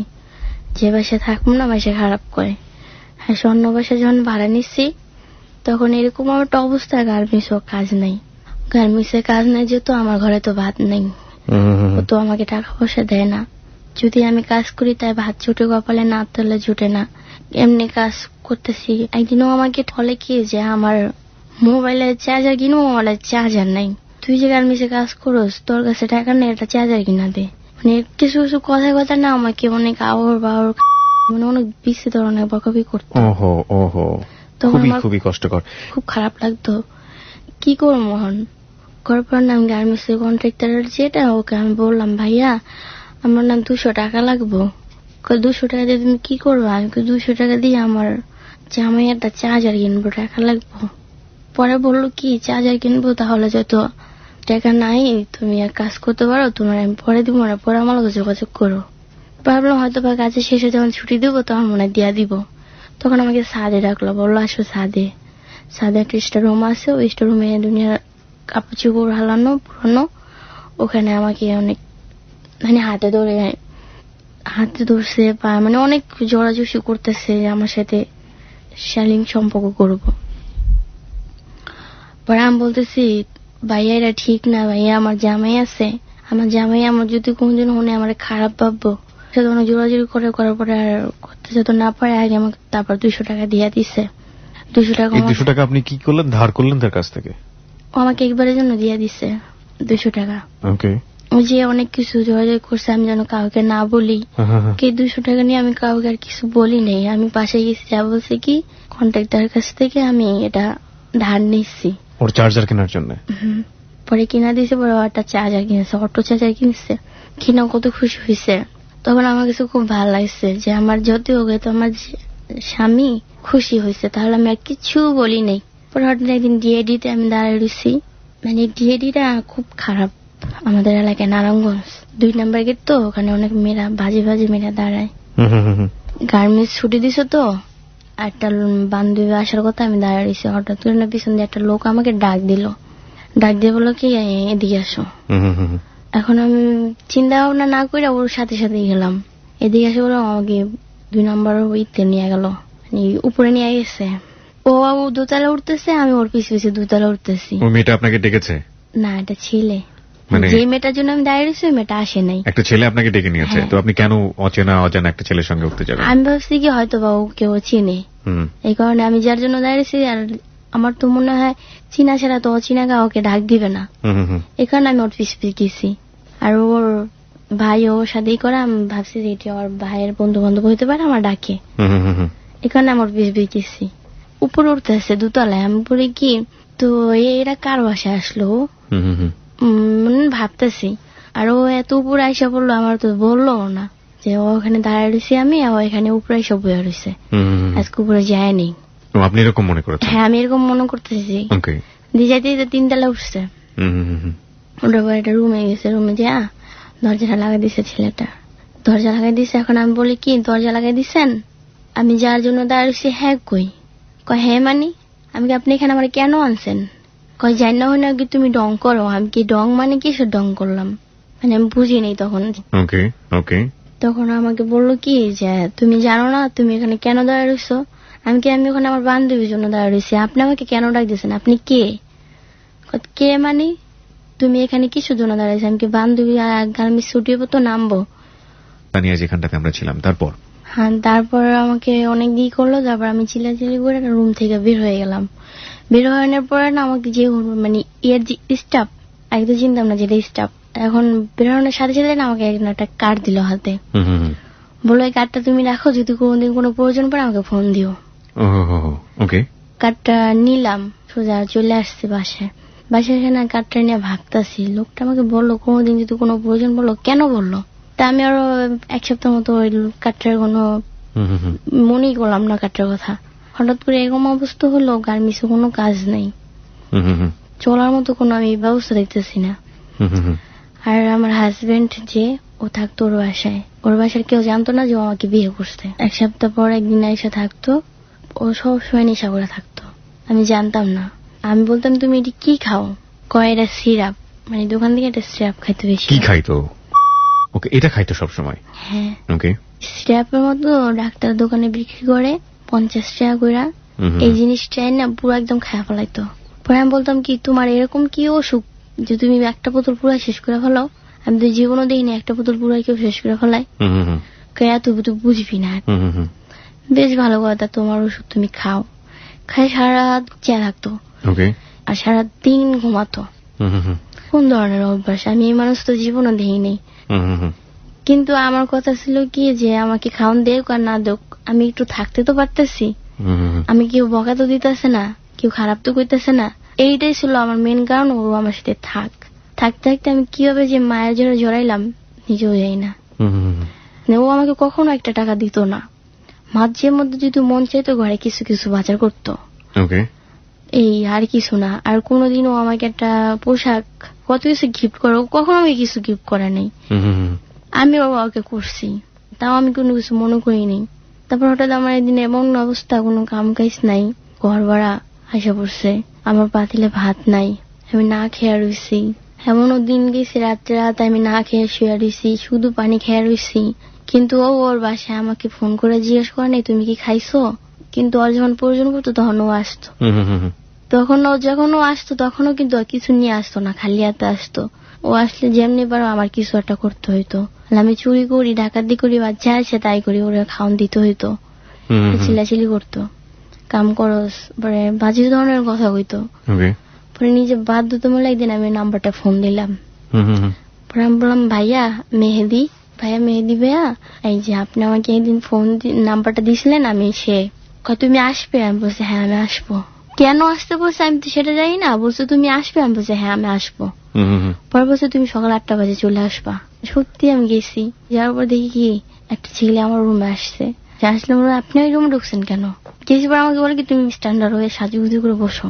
তখন আমি ভাবলাম এবার কোন কাহিনী। আচ্ছা, আপনি তো তখন কাজ করতেন, রাইট? গার্মেন্টসে কাজ করতেন। যে টাকাটা পেতেন সে টাকা দিয়ে আপনার চলতো না, এটা আমি বুঝতে পেরেছি। আর এই যে মেহেদির সঙ্গে আপনার সেদিন কাকতালীয় ভাবে যোগাযোগ হলো, আপনি তো কিছুটা হলেও আঁচ করতে পারেন যে মেহেদি আসলে কি ধরনের ছেলে ছিল। আজ করতে পারেননি? না, ওর সাথে আমার কোনো সম্পর্ক ছিল না। তো সেটা ছিল না, কিন্তু কার্ডটা দিয়ে দিয়েছে এবং আপনাকে তো নিয়ে গেছে ওই ধরনের অনৈতিক। নিয়ে গেছে আরেকটা ছিল, ওকে আমি রুমের। কার্ডটা কার কার্ড ছিল? হোটেলের কার্ড ছিল। যখন আমি নামে আসি তখন স্টাফ আমাকে বললো কি কার্ডটা নিয়ে যাও, কোনো প্রয়োজন পড়লে ফোন দিও। আর যে আমাকে নিয়ে গেছে ওর রুমের ভিতরেই। ওর সাথে আপনার কোনো কথাবার্তা হয়নি? ওকে তো আমি চিনি না। আচ্ছা, তার মানে আপনি যে কার্ডটা দিল এই কার্ডটার কাহিনীও আপনি জানেন না আসলে কার্ডটা দিয়ে কি হয়? না, জানি না। ওকে, মানে আপনি মনে করেছেন যে প্রয়োজন পড়লে ফোন দিও, মানে হচ্ছে এই প্রয়োজনটা আসলে যে কোনো প্রয়োজন হতে পারে। This is a very important point, প্রিয় শ্রোতা। ওকে, তারপর আসার পরে আমি বলি কি আপনি কেন আসছেন এখানে? জি। তুমি কি নতুন নাকি? পরে আমি বললাম কি হ্যাঁ আমি আজকে নতুন আসছি। কাকে কখনো কোথাও যাও নাই? আমি না। পরে লোকটা না দেখলাম অনেক খুশি হলো। তবে তো ভাই নতুন আসেন আমার কয়ে যে আপনি করতেছে, জোর জাবজ করতেছে। পরে আমি বলতেছি কি ভাইয়া এরকম করতেছেন, চিল্লামিল্লি করে বাইরেছি। যে লোকটা মেহেদি ভাই আমাকে কার্ডটা দিছে ওর কাছে গেছি। এটা কি এখানে যদি তুমি থাকতে হয় এটাই হলো এটা। তোমার টাকার প্রয়োজন, তোমার এটা করতে হবে। টাকার প্রয়োজন না হলে তুমি চলে যেতে পারো। ওই মুহূর্তে আমি চিন্তা করলাম আমার গার্মেন্টসে কোনো কাজ নাই, সবকিছু বন্ধ। আমি যদি এখন বাধ্যতামূলক এটা না করি তাহলে আমি খাইতে পারবো না, আমার না খেয়ে মরতে হইব। তার বাধ্যতামূলক ওদিকে আমি নত হয়েছি। হওয়ার পরে আমার অনেক কষ্ট হয়েছিল। পরে আমাকে ওষুধ আইনা দিছে। একদিনে তো 4-5টা তো মুখের কথা না। মানে গেছি যেদিন বেশ আমি ভালো টাকা পেয়ে গেছি। কত টাকা পেয়েছেন আপনি প্রথম দিন? প্রথম দিন আমি 2,500 টাকা পেয়েছিলাম। আপনি যখন এই কাজগুলো করছেন আপনার ভেতরে কোনো খারাপ বোধ, কোন ধরনের? না, আমার তখন কোনো ভূতি আসে না। আমার ভূত হলো একটাই, আমার টাকা লাগতো। এই টাকা দিয়ে কি হবে? আপনার ঘরের চাল কেনা হবে। ঘরের চাল কেনা হবে, ঘর ভাড়া দেওয়া হবে, নিজে চলতে পারবো। কতটা বাধ্য হলে মানুষ এই ধরনের কাজে জড়ায়, যাদেরকে আমরা গালি দেই রাস্তার মেয়ে বলে, যাদেরকে আমরা গালি দেই আরো খুব অশ্লীল বলে, তারা কেউই শখ করে এই পেশাটাতে যায় না। এবং কতটা বাধ্য হলে, কতটা নির্মম অসহনীয় ব্যাকগ্রাউন্ড থাকলে একটা মেয়ে এই ধরনের পথে পা বাড়ায়, নতুন করে বলার কিছু নেই। তার অসংখ্য উদাহরণ আমরা হ্যালো 8920 তে দেখেছি। বলুন তারপর। বিকাল 4টা বাজে চলে এসেছি, আমাকে 2,500 টাকা দিছে। কেন কিভাবে দিছে আমি সেটা কিছু জানি না। ওদিকে আমি প্রায় 8-9টা ছেলের সাথে আমি করছি, করার পরে আমাকে ওষুধ কিনা দিচ্ছে। হ্যাঁ, আপনার হাজবেন্ড থাকা অবস্থায় আপনি এই কাজগুলো করছেন? আপনার হাজবেন্ড কোনো কাজ করতো না, পরিবারে কোনো টাকা পয়সা কিচ্ছু দিত না? এগুলো নিয়ে তাকে আপনি বলতেন না যে তুমি পরিবারে টাকা পয়সা দাও? অনেক বলছি আমি কি করবো, আমি কিছু করতে পারি না, কি করবো। তুমি গার্মেন্টসে কাম করো, তুমি তো শিখি দাও, তুমি তো লেখাপড়া জানো, এমনি বলতো যে তুই চালা, আমি দেখতেছি। ওকে। পরে তো আমি এখানে বাধ্য মিলে ওখানে গেছি, এটা ও জানে না, আমি জানাই নাই। 2,500 টাকা বাইক নিয়ে গেছি, কত খুশি আমি। ওদিনকে ভালো মন্দ রান্না করছি, ঘর ভাড়া দিছি। হ্যাঁ, 2 দিন পর আবার গেছি। মানে এরকম একটা আমার এখন আর গার্মেন্টসের চিন্তা ভাবনা ছিল না, যে গার্মেন্টসের চিন্তা করলে আমি কয় টাকা এখানে বলে ভালোই পাই। হঠাৎ করে যাইতে যেতে মানে এরকম যাইতেছি, জ্বলতেছি, খাইতেছি। ওকে আমি আর জানি না, ও তোর বাসায় থাকে আর আমি আমার বাসায়। সপ্তাহে একদিন আছে, সপ্তাহে একদিন তো আমি বাসায় থাকি। পরে একদিন যাইতে আসে, হঠাৎ করে একদিন না আমার আব্বু পুলিশের চাকরি করেছে, ও রেড দিছে ওখানে। যা দেখে আমি ওখানে মুখ লুকে আসছিলাম, নাচিনার ভাঙ করে আসছিলাম। I am totally speechless. আপনাকে একটু থামাচ্ছি। আপনি যে হোটেলটাতে কাজ করতেন, সেই হোটেলে আপনার বাবা গেল কিভাবে? রেড দিতে পুলিশ ছিল তো। আপনার ওই পুলিশ বাবাটা হ্যাঁ, গিয়েছে? পুলিশ বাবা। মানে আসল বাবাটা না, পুলিশ বাবা গেছে রেড দিতে, এবং গিয়ে দেখে আমি। আপনার সঙ্গে চোকাচোকি হয়েছে? না, আমার সাথে চোখাচোখি হয়েছে, কিন্তু আমাকে নাচিনার ভাঙ করছে, আমি নাচিনার ভাঙ করছি। তার মানে সে চিনেও না চেনার ভান করেছে। তারপর ওখান থেকে আমার নিয়ে গেছে, পুলিশে নিয়ে গেছে। হ্যাঁ, নিয়ে যাওয়ার পর থেকে আমাকে ওই থানার ওখান থেকেই বলছে, মানে অন্যজনের কথা বললে বলছে ওরা যাই টাকা পড়লো, তুমি অন্যজনের মাধ্যম দিয়ে আমাকে সাইড করে দিচ্ছে। তখন আমি চিন্তা করলাম যে আমি মুখ কেমনে দেখাবো মুখ। পরে আব্বু আবার আম্মু ওকে বলছে, আম্মু বিশ্বাস করে না। তখন তো নারায়ণগঞ্জে একটা ইসলাম মেহেদি নাম, মানে লোকটার নামও মেহেদি আর এইটার নামও মেহেদি। একটা মহিলার কাছ থেকে আমি একটা নাম্বার নিছি ঢাকার পল্টনের দিকে। ঢাকা আসলাম একদিন, আসার পর থেকে সম্পর্কটা হয়ে গেল। হঠাৎ করে আমি আবার হই, কনসিভ করে ফেলেন। হ্যাঁ। আপনার হাজবেন্ডের দ্বারা নাকি এইসব ঘটনা করতে গিয়ে? না, হাজবেন্ডের দ্বারাই হয়েছে। ওকে। তখন তো আমার খুব টেনশন লেগে যায়, আমি কি করবো। আপনি যে কাজগুলো করছেন নিয়মিত, আপনার হাজবেন্ড কি জানতো? জানতো, যাই না জানার ভাঙ্গুরে থাকতো। কিভাবে জানলো? এত টাকা পয়সা আগে তো আমার কাছে দেখতো না, আর এখন আমি একটু ভালোভাবে চলতেছি, দেখতেছে, বুঝতো, কিন্তু কিছু বলতো না। আপনি জানতেন যে আপনার হাজবেন্ডের বাড়িতে কে কে আছে, কারা থাকে? কখনো গিয়েছিলেন বিয়ের পরে? হ্যাঁ, বিয়ের পর আমাকে নিয়ে গেছিল একদিন। তারপর সবাই বলছে কি তুমি একটু কষ্ট করে থাকো, আমরা ম্যানেজ করে নিতেছি। নানাতে যে আমি অরফেনমেট হয়ে গেলাম। হওয়ার পরে কি হলো, এখানে দশাটা আবার এটাকে আমার করতে হলো। এই 2টা আমি ওয়াশ করলাম। ও আমাকে যখন যেটা করে আমি তখন তেড়ির মতো চলতেছি। আমার কথা কি, আমি মনে হয় ভালোবাসি, ও আমার হাজবেন্ড, এভাবেই যেতেছে। কিন্তু আমার মা বাবার সাথে কেউর সাথে আমার সম্পর্ক নাই। তখন আপনি এই ধরনের মানে হ্যাঁ, এটা করতেছি।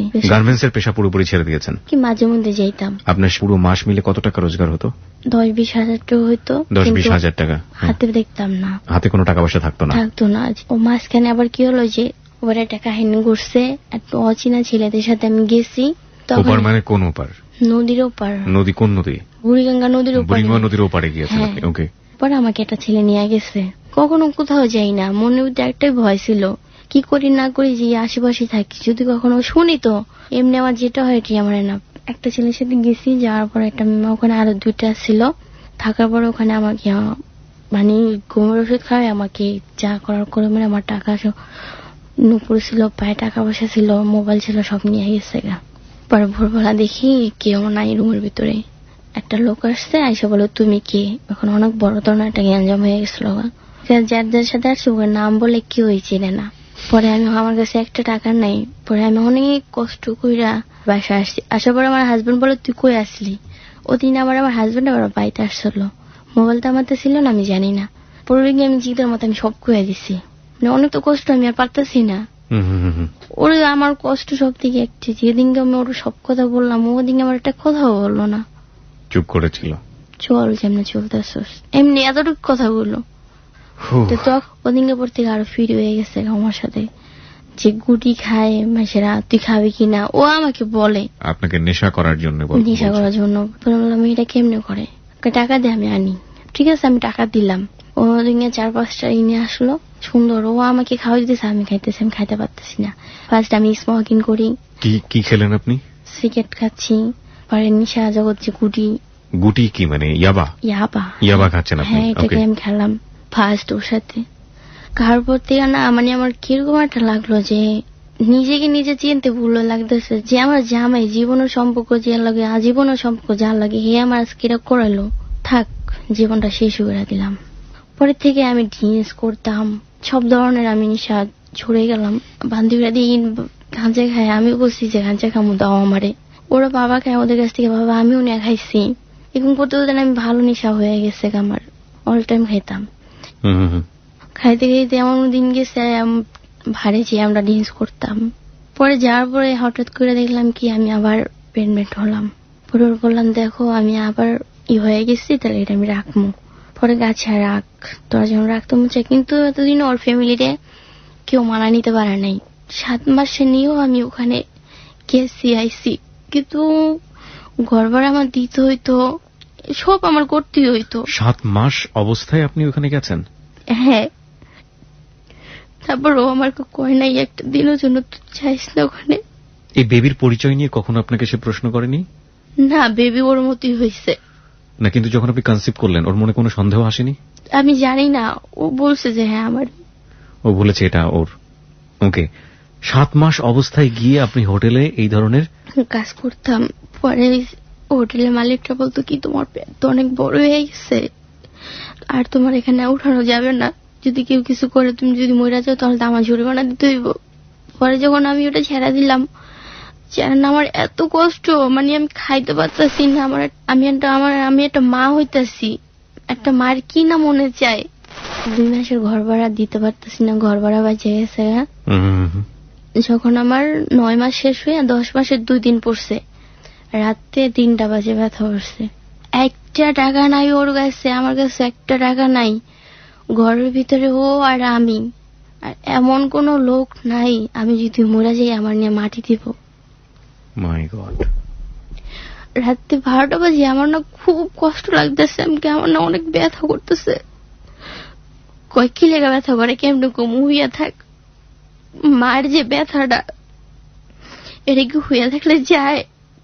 তারপর রাত্রে 12টা দিয়ে ব্যথা হচ্ছে, সারা রাত আমি এমনি আল্লাহ আল্লাহ করে কাটাই দিচ্ছি। সকাল যখন হয়েছে ওর কাছে 1 টাকা নাই। আমার এখান দিয়ে খিদা লাগছে, এখান দিয়ে আমার ব্যথা উঠছে, আমি মনে হয় বাঁচব না। আমি আল্লাহর কাছে গেলাম, আমি মনে হয় বাঁচব না। আমি জীবনে যত পাপ করছি পাপের শাস্তি মনে আমার দিতেইব। পরে ও কি করছে জানো, আমার ঘরের ভিতরে রাইখা গেছে ওর মুখ বাইত। সকালবেলা তুই বো, আমি বাইর থেকে আইতেছি। ওর মার থাপড় চোপড় খাইয়া 200 টাকা দিছে ওর মা ওরে। তখন ওই 200 টাকা নিয়ে আমাকে কি করলো, একটা অটো নিয়ে মানে আমার সৎ মার বাসায় আমাকে নিয়ে আসবে। আমার সৎ মামার গার্মেন্টসে চাকরি করে। এই ব্যথা নিয়ে আমি দিনে অটো দিয়ে গেছি, পারতাছি না। একটু পর জাকির লাগে আমার কলজা বের হয়ে যায়, একটু পর জাকির লাগে আমার কলজা বের হয়ে যায়। এত কষ্ট। আমি মা হওয়া জিনিসটা কি আমি জানি, কিন্তু আমার মা আমাকে এত কষ্ট করে জন্ম দিও কেন, ওর প্রতি মায়া নেই। ভাত গেছি। পরে আমার সৎ মা আমাকে দেখে বলে কি তোর তো অবস্থা খারাপ, তুই কি আর বাঁচবি? পরে জানান না আমার না ও আমার মার কাছে দিয়া ওই যে গেছে, ও আর কোনো খোঁজ খবর নেই। তারপর ও গেছে গা, আমার মা বলতেছে কি তোর জামাই কই গেছে, তোর জামাই তো নাই। আমার অবস্থা খুব খারাপ। তারপরে মানে আমি যাবো পরে এখানে আমার একটা অনেক কষ্টের পর জ্বর তুফান পারানোর পর বিকাল 4টা বাজে আমার একটা মেয়ে হয়। মেয়েটা কি হাসপাতালে হয় নাকি বাসাতে? বাসাতেই, অনেক কষ্টতে হয়। বাসাতেই হয়, নর্মালি হয়। আল্লাহর রহমতে আল্লাহ মুখের দিকে তখন তাকাইছিল, মনে হয় আমার নর্মালি হয়েছে। হওয়ার পরে কি হলো, আমাকে 8টা বাজে ফোন দিছে। ফোন দিয়ে বলে তোর কি হয়েছে? আমি বলছি মেয়ে হয়েছে। মেয়ে হওয়ার পর কথা বলে না ফোনটা কেটে দিচ্ছে, পছন্দ করেনি। আমার সৎ মামাকে 1 মাস খাওয়াই বলছে আমি তোমার মেয়েরা খাওয়াইতে পারবো না। বাধ্যতামূল আমার খালতো বোনের কাছে আমি গেছি। আমার খালতো বোন আমাকে জ্বর তুফানো রাতে, এই জ্বর তুফানো রাতে আমার ঘরের থেকে বার করে দিছে। আমার মেয়েটাকে নিয়ে আমি রাতে, বৃষ্টি পড়তেছে, ঠাড়া অনেক বৃষ্টি। আমার মেয়েকে নিয়ে আমি এক কোনায় বসে রয়েছি। ও এক কোনায় 2 মাসের মেয়ে নিয়ে আমি কোনায় বসে রয়েছি। মাঝখানে একটা কথা আছে, মানে আমার সৎ মার কাছে থাকতে, আমার আপন বাবার সাথে থাকতে আমি 1.5 মাসের বাচ্চা থেকে আমি মানুষের বাসায় কাজ করছি। 7টা বাসায় কাজ করছি একদিনে। সবসময় কষ্ট। আমি তারপর বাধ্যতামূল হইয়া আমি অনেক কষ্টতে আমার আপন মার কাছে আবার যাই হেমে নিয়া। যে আমার আপন মা বললে যে আমার তো কোনো খাওয়ানোর কিছু নাই, আমি তোরে কেমনে খাওয়ামু? হ্যাঁ, 2 মাসের মেয়ে আমি মার কাছে রেখে মারে বলি মা তুমি আমার মেয়েরে দেখবা, যত খরচ লাগে খাওয়ান খরচ লাগে আমি তোমারে দিমু। আমি মেয়েকে রাইখে আমি গার্মেন্টসে পড়াশোনা আবার কাজে লাগছি। এর মধ্যে ওর কোনো খোঁজ খবর নাই। ও একদিন হঠাৎ মাঝে মধ্যে আসে, আসি একটু দেখে আবার চলে যায়। এই আমার মেয়েটা খুব সুন্দর হয়েছিল। অনেকে বলছে, কেউ বলছে তোমাকে আমি 20,000 টাকা দিই, তুমি তোমার মেয়েটাকে দিয়ে দাও। আমি বলছি না।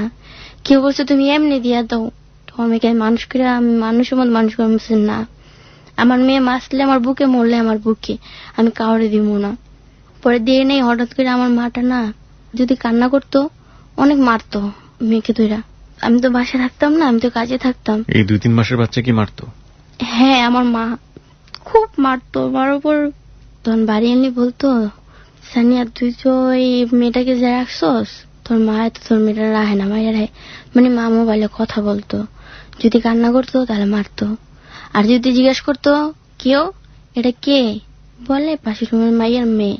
এই কথা যদি একটা মেয়ে যদি শুনে মার মুখ থেকে, তোর মেয়েটা কিরকম লাগে। 3 মাস হয়ে গেছে গা, তখন আমার মেয়েটা না অনেক বড় ধরনের রোগ হয়ে গেছে, মানে অসুখ হয়ে গেছে, ও আর বাঁচবো না, ওর শেষ। তখন আমি অনেক ডাক্তার দেখাইলাম, অনেক চিকিৎসা করাইলাম, কোনো তো কাজ হলো না। তখন হঠাৎ করে না ফেব্রুয়ারি মাসের আমার মেয়েটা ফেব্রুয়ারি মাসের 1 তারিখে হয়েছে, মে মাসের 15 তারিখে হঠাৎ করে দেখলাম ওর নাই, চলে গেল। যেদিন আমার মেয়ে মরছে জানেন, সেদিন আমার মা বলে কি যে পাশের রুমের মেয়ে মারা গেছে, আমগো কিছু হয় না। তখন অনেক কষ্ট করে। মেয়েটা মারা গিয়েছিল, সেই সময়টাতে আপনি ছিলেন মেয়ের পাশে? হ্যাঁ, রাত্রে নিয়ে শুইছি। আমার মেয়েটাকে না আমি কি বুকের দুধ তো খাওয়াইতে পারতাম না, এতটুকু একটা ফিটার ছিল যেটাকে 1 বছর বাচ্চারা যে ফিটারটা খায়, ওই ফিটারটা যখন একটু বড় হয়েছে, তখন পেটটা বড় হয়েছে না, তখন আমি আমার মেয়েটাকে বোতলের মধ্যে ফিটার বানিয়ে খাওয়াইছি। মানে শুধু সুজি আর চিনি গরম করে খাওয়াইছি 3 মাসের বাচ্চা। যে বাচ্চার ভিটামিন ক্যালসিয়াম দরকার, ওই ক্যালসিয়ামটা আমি দিতে পারি নাই। শুধু সুজি আর চিনি গরম করে আমি ওরে খাওয়াইছি। এমনও সময় গেছে আমি ওরে না খাওয়াই রাখছি, বোতলের মধ্যে ফিটার ঢুকে আমি ওকে আমার মা খাওয়াইছে, আর আমি গার্মেন্টসে কাজ করছি, কারণ আমি ঠিক মতো খাবার পাই নাই। আমার একটা মার ঠিক আপনার হাজবেন্ড তাকে দেখতেও আসেনি 3 মাসের মধ্যে? দেখতে আসছে, মানে একটু আসে, আমরা ধরা চলে যাই, কিন্তু 1 টাকা দিয়ে কেউ আমাকে সাহায্য করে না। প্রিয় শ্রোতা, আমরা আরেকটা বিরতি নিতে চাই। আমরা ফিরে আসবো ঠিক রাত 1টার টাইম চেক হবার সঙ্গে সঙ্গে। হ্যাঁ, আমাদের এখানে যে অতিথি আছে তার নাম হচ্ছে সানিয়া। ওকে যদি আপনি দেখতে চান, কিছু বলতে চান, কোনো প্রশ্ন করতে চান, চলে আসতে পারেন আমাদের ফেসবুক পেজে। আমাদের পেজের ঠিকানা www.facebook.com/hello8920। আমি আরো একবার বলছি, www.facebook.com/hello8920। প্লিজ ওখানে লাইক দিতে ভুল করবেন না, এবং লাইক দিলে আপনার এই প্রিয় অনুষ্ঠান হেলো 8920 আপনি মেম্বার হয়ে যাবেন। আমরা ফিরে আসছি ঠিক রাত 1টায়। Close Up presents Hello 8920 Close Up, the closer the better।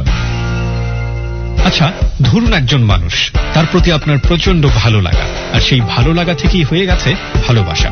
হঠাৎই কোনো একদিন দেখা হয়ে গেল তার সাথে, এরপর দুজনের কাছে আসা, হাত ধরা, একসাথে নাচ গান, আনন্দ উল্লাস আর সতেজ নিঃশ্বাস, থাকতে শুরু করা একদম পাশাপাশি, একে অন্যের খুব কাছাকাছি। দুজনকে কাছে আনার এই কাজটি সহজ করে ক্লোজ আপ, আর একসাথে রাখে বহুক্ষণ। কারণ অ্যাক্টিভ জিগ মাউথ ওয়াশ এবং মাইক্রোশাইন ক্রিস্টাল সমৃদ্ধ নতুন ক্লোজ আপ ডিপ অ্যাকশন আপনাকে দেয় সতেজ নিঃশ্বাস 12 ঘন্টা পর্যন্ত। শুধুমাত্র একটি টুথপেস্ট নয়, এ হলো close up. FM 89.2।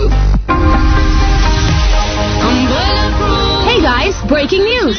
Close Up তোমাকে দিচ্ছে 12 ঘন্টা সতেজ নিঃশ্বাসের সাথে 12টি স্যামসাং গ্যালাক্সি কোর 2 জেতার সুযোগ প্রতিদিন। So hurry up, don't miss the chance! ক্যাম্পেইনে অংশ নিতে 145 গ্রাম ক্লোজ আপ মেন্থল ফ্রেশ কিনে মিস কল দাও 09666929666 নম্বরে। বিস্তারিত জানতে লগ ইন করো ক্লোজ আপ বাংলাদেশ ফেসবুক পেজে। FM 89.2 Close Up presents Hello 8920 Close Up, the closer the better।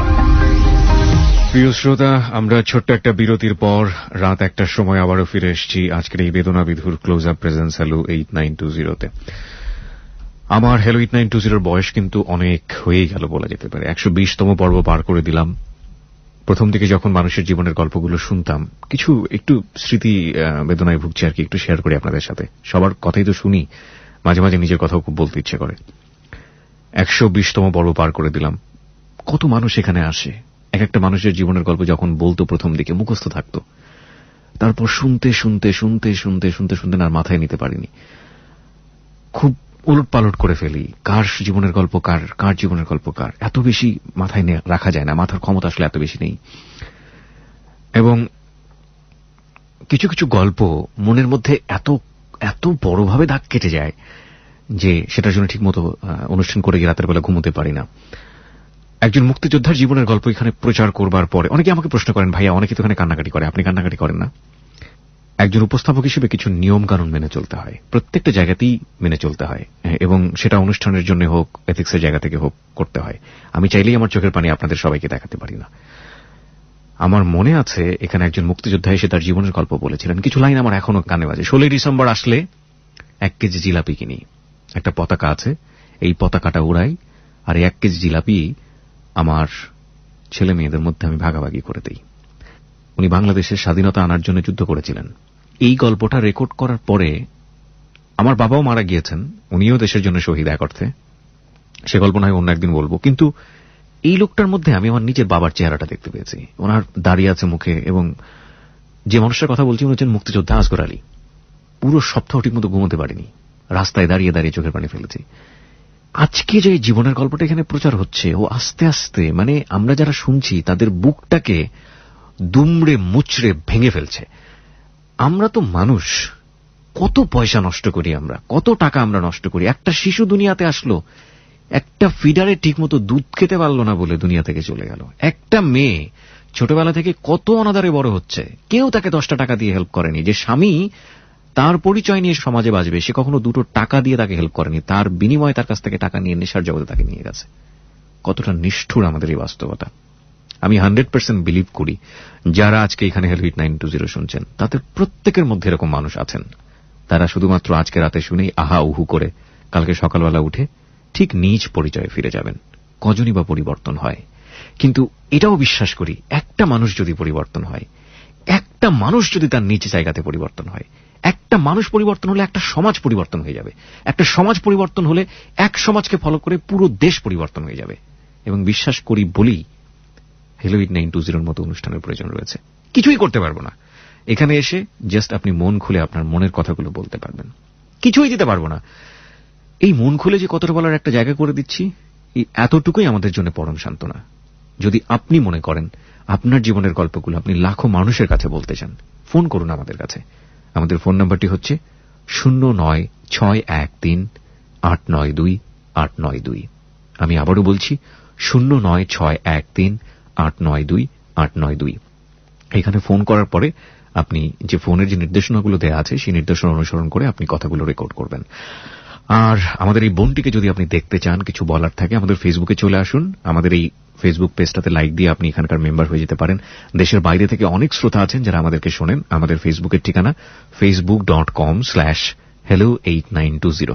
আমি আরো একবার বলছি facebook.com/hello8920। ওখানে গিয়ে লাইক দিলেই আপনি হ্যালো 8920 মেম্বার হয়ে যাবেন।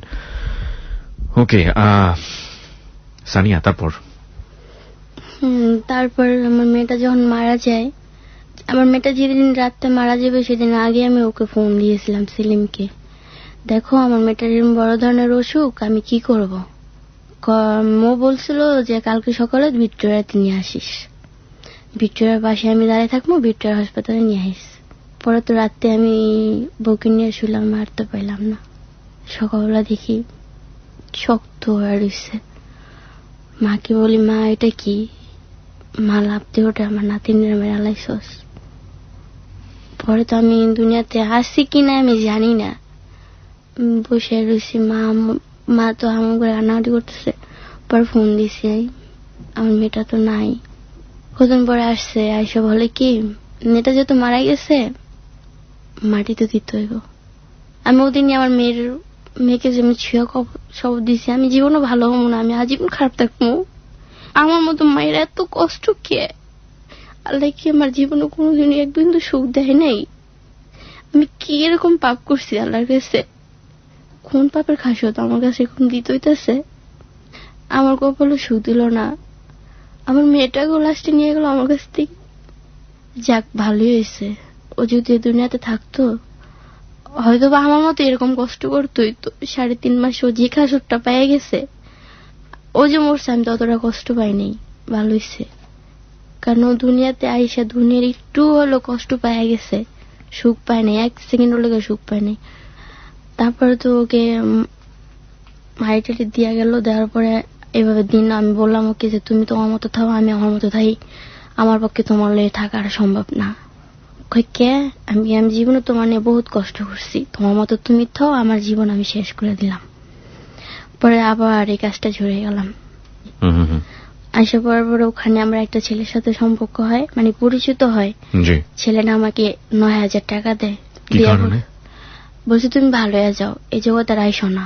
9,000 টাকা দিয়ে দেয় আপনাকে পকেট থেকে? আমাকে ফার্স্টে বললে সানিয়া তুমি এখানে কেন আসছো? আমি বলছি আমার টাকার প্রয়োজন, দুনিয়াতে বাঁচতে গেলে টাকা পয়সা অনেক প্রয়োজন। আপনার সম্পর্কে সে কিছু জানতো? জানতো না, আমি শুধু এতটুকু বলছি তোমার কত টাকা প্রয়োজন? আমি অনেক টাকা প্রয়োজন। আমার কাছে টাকা আছে 9,000 টাকা, তুমি কি নিবা? তখন বলছি দিলে আবার কে না নেয়, আমি নিয়েছি। নেওয়ার পর থেকে ওর টাকা দিয়ে আমি বাসায় গেছি। আমি আর কোথাও আসিনি। ও আমাকে ফোন দিলে বলছে আমি যদি তোমাকে ফোন দিই তাহলে আইসো না, আইসো না। ও ঠিক আছে, যেহেতু আমার টাকা পর্যন্ত ওরা দিয়ে যদি আমার টাকাটা হয়তো আমার কোনো অভাব নেই। একদিন রাত 12টা বাজে আমাকে ফোন দিছে। ফোন দিয়ে কয় সানিয়া তুমি কোথায়? আমি এখানে আসি। পরে আমি আসছি। আসে এরকম একটা অবস্থা, হরতাল। এই হরতালের ভিতরে কোনো জায়গায় কোনো একটা রুম পাওয়া যায় না যে আমরা দুজন থাকবো। পরে হঠাৎ করে আমার এক ফ্রেন্ডকে আমি ফোন দিছি, মানে খুব ক্লোজ একটা ফ্রেন্ড ছিল। ওকে ফোন দিয়ে বললাম যে দেখো ভাইয়া আমি এরকম একটা বিপদে পড়ছি, তো পারলে তুমি আমাকে একটা রুম নিয়ে দাও, আমার সাথে আমার একটা লোক বন্ধু আছে। কই আসিস তুই? আমি কি আসি? হ্যাঁ না, যদি পারো আমাকে ফোন দাও। ওর নাম পলাশ। তারপর আমাকে থাকার মতো রুম নিয়ে দিল আশিকের সাথে। আমি রাত ছিলাম। ছেলের নাম ছিল আশিক। আশিক মানে যে ছেলেটা আপনাকে 9,000 টাকা দিল? 9,000 টাকা দিল, বললো এখানে। তো আপনারা একসাথে থাকা শুরু করলেন আশিকের সাথে? একবার 9,000 টাকা দিয়েছে, আর একবার বলছে তোমার সাথে আমার কথা আছে, তুমি আসো। এই পরে মানে আমাকে রুম নিয়ে দিল। রুম নিয়ে দেয়া মানেটা হচ্ছে মানে ওইখানে গিয়ে আপনি আপনার কাজটা করবেন, তাই তো? ওর সাথে আমি এক রাতে থাকবো। ওকে, সেই রুমটা নেওয়াটা মানে একটা হোটেলের রুম নিয়ে নেওয়া, তাই তো? হ্যাঁ, বলুন। তারপর পরে পলাশ কি করলো, মানে গুটি জানে যে আমি গুটি খাই, এই কারণে মানে ওর এক বন্ধুকে ফোন দিল যে এরকম নামে একটা সানিয়া নামে একটা মেয়ে আছে, গুটি খায়, তুমি যদি আইতে চাও তাহলে আসতে পারো। পরে ওর বন্ধুটাকে ফোন দিল। ফোন দেওয়ার পরে তো রাত্রে ওই আশিকের সাথে আমি তো গেছি বন্ধু হিসাবে, ওর সাথে থাকি। পরে রাত্রে মানে পলাশও আছে, ওরা হচ্ছে এক রুম, মানে আমার জন্য ওরা এক হোটেলের ভিতরে ওরা এক রুম ভাড়া নিচ্ছে, আবার আমরা এক রুম ভাড়া নিছি। তাই দুজন পাশাপাশি আমার দেখে মানে ওরা রুম ভাড়া নিচ্ছে। তোর বন্ধুরা আবার কি করছে, রাত 3টা বাজে ঘুরে কিনে নিয়ে আসছে। আচ্ছা, একটা জিনিস একটু পরিষ্কার করার জন্য বলি, পলাশকে আপনি রুম ম্যানেজ করতে বললেন। পলাশ আপনার পূর্ব পরিচিত এই লাইনের, তাই না? আর আপনি আশিকের জন্য রুম ম্যানেজ করছেন, তাই তো? ওকে।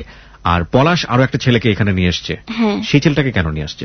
সেই ছেলেটাকে নিয়ে আসছে আমি গুটি খাই, গুটি পছন্দ করি, যদি আমার সাথে থাকতে চায় তাহলে গুটি আমাকে খাওয়াইতে হইব, আর গুটি যদি খাওয়ায় তাহলে আমি ওর সাথে বন্ধুত্ব হয়ে যাব, এই কারণে নিয়ে আসছে। আমি ঠিক বুঝলাম না, মানে ওই ছেলেও কি গুটি খায়? হ্যাঁ, ওই সবই খায় গুটি। মানে আপনার কাছে নিয়ে আসছে যাতে আপনি ওর সাথে ব্যবসা করতে পারেন, তাই তো? আলটিমেটলি। ওকে, ছেলেটার নাম কি ছিল? ছেলেটার নাম শান্ত।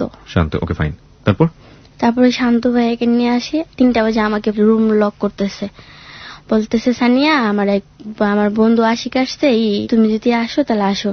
তখন আমি বললাম যে তোমার বন্ধু আসে তা আমি কি করবো, আসো। আমি আসবো না। পরে শান্ত আসছে, তুমি আসো। পরে গেছি, রুমে গেছি। পরে দেখি কি গুটি মানে খাইতেছে। পরে আমি বলছি আমিও খামো। পরে বলছি যদি তুমি গুটি খাও তাহলে আমার সাথে। বুঝতে পেরেছি আমরা। তারপরে আমি বললাম কি আমার তো সম্ভব না, যখন আশিকে যত হেনা আছে আমার তো কোনোদিনও দিব না, কারণ যে ছেলেটা আমাকে এত কিছু করতেছে ভালো থাকার জন্য, ভালো থাকার জন্য আমার তো সম্ভব না। পরে না ও মুহূর্তে মানে সকালবেলা ও চলে গেছে, আমারও নিয়ে গেছে। পরে আমাকে রাজধানী মার্কেটে কে চলে গেছে? আশিক আমাকে নিয়ে সকালবেলা। আশিক আপনাকে সাথে করে নিয়ে বের হয়েছে? হ্যাঁ, আমি সাথে নিয়ে বের হয়েছে। সকালবেলা আমাকে আবার পলাশ ফোন দিয়েছে, ফোন দিয়ে কয়, দেখ সানিয়া তুই যে কেলি গেলে ঠিক করছস, এতদিনের বন্ধু তো তোর লোকে আমাকে ভাঙ্গা যাবো, মানে রাতে গুটি মিটো খাইছি ওর সাথে, বলে তুই এখন চলে আয় যেখানে আসিস। পরে আমি বলছি আমি রাজধানী সুপার মার্কেট আসছি, কাছে তুই ওখানে দাঁড়া, আমি আসতেছি। পরে আমি ওখানে দাঁড়াইছি, পরে আবার নিয়ে গেছে, মানে আসি গিয়ে বাসে চড়ে গেছে গা, আমি রিস্কে চিরাম বাইতে আসবো, তখন আমি অবস্থায় আবার ওর সাথে গেছি। চিন্তা করলাম ও যেহেতু এতদিনের বন্ধু, তো এখন একটা কারণে ভাঙ্গা যাবো, থাক যাইয়া ওখানে এই যে শান্তর সাথে পরিচয় হয় আমার। শান্ত ওর সাথে আমার ওদিনে রুম নেওয়া দেয়, মানে রুম নেওয়া দেওয়ার পরে ওর সাথে আমার ওদিনে থাকা হয় 2 দিন 3 দিন, এই 4 দিনে ওর সাথে আমার পরিচয়। মানে আরেকদিন পলাশের রয়েছে পলাশের মতো, আমি রয়েছে আমার মতো, শান্ত রয়েছে শান্তর মতো। হঠাৎ করে শান্ত আমাকে ফোন দিয়ে বলে যে সানিয়া যদি তুমি আমার সাথে দেখা করতে চাও তাহলে এখানে আসো। তারপর আমি গেছি, এখানে আবার ওর সাথে আমার ভালো সম্পর্ক হয়ে যায়। হওয়ার পর থেকে না ওর সাথে আমার ভালোই সম্পর্ক চলতেছে। তারপর না থাকে, হঠাৎ করে ওদের ফ্যামিলির যে একটা সম্পর্কের কারণে ওরা জেলে নিয়ে যায় শান্তরে ওর ফ্যামিলির সাথে কিছু কিছু গ্যাঞ্জামের কারণে ওর ফ্যামিলি গিয়ে জেলে দেয়। জেলে দেওয়ার পর থেকে তারপর আমি যাওয়া আসা করি, একটা সম্পর্ক হয়ে যায় যে আমি জানি আমাকে একমাত্র ভালোবাসলে তুমি বাসো, তুমি আমার ফ্যামিলিটাকে ম্যানেজ করো, যে আমি তোমার বিয়া করছি, আর আমি বের হলে যাওয়ার হইব। ভালো কথা, আমি ওর মা বাবা ভাই যেখানে যে আছে আমি সবাই ফোন দিয়ে বলছি যে আমার শান্তর সাথে বিয়ে হয়েছে, আমি ওর বউ। শান্ত আবার জেলের থেকে বলে দিছে যে আমি ওর বিয়া করছি।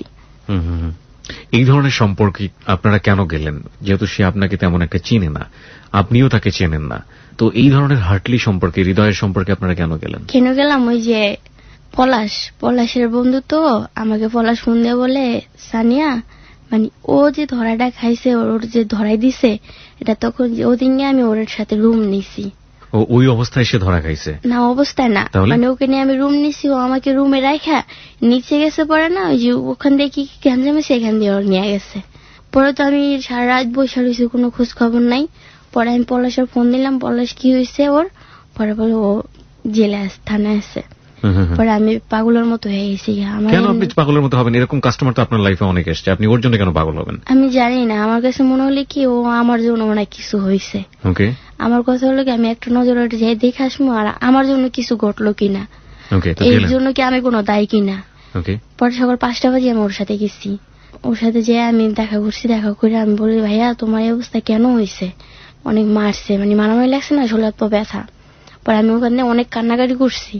কান্নাকাটি করার পর থেকে ও আমাকে বলে কি, একমাত্র আমার জীবনের সঙ্গী বানাইলে আমি তরেই বানাবো। মানে শান্ত আমাকে বলছে ওই জেলের মধ্যে থেকেই? হ্যাঁ, জেলের মধ্যে। Two emotional. ওকে, তারপরে আপনি ফ্যামিলিতে সব জায়গায় ফোন দিয়ে বলে দিলেন যে আপনি ওকে বিয়ে করেছেন? হ্যাঁ, ও তো কোর্টে ছিল, কোর্টে থেকে জেলে গেছে। জেলে যে ওর সাথে আমার সম্পর্কটা ভালোই হয়ে গেল। একদিন 2 দিন পর আমি যাইতেছি, দেখা হইতেছে। পরে ওর ফ্যামিলি মাইনা নিচ্ছে। যাদব ফ্যামিলির ছোট ভাই, ওরা 4 ভাই তো, আর কোনো ভাই নেই, ছোট একটা ভাই।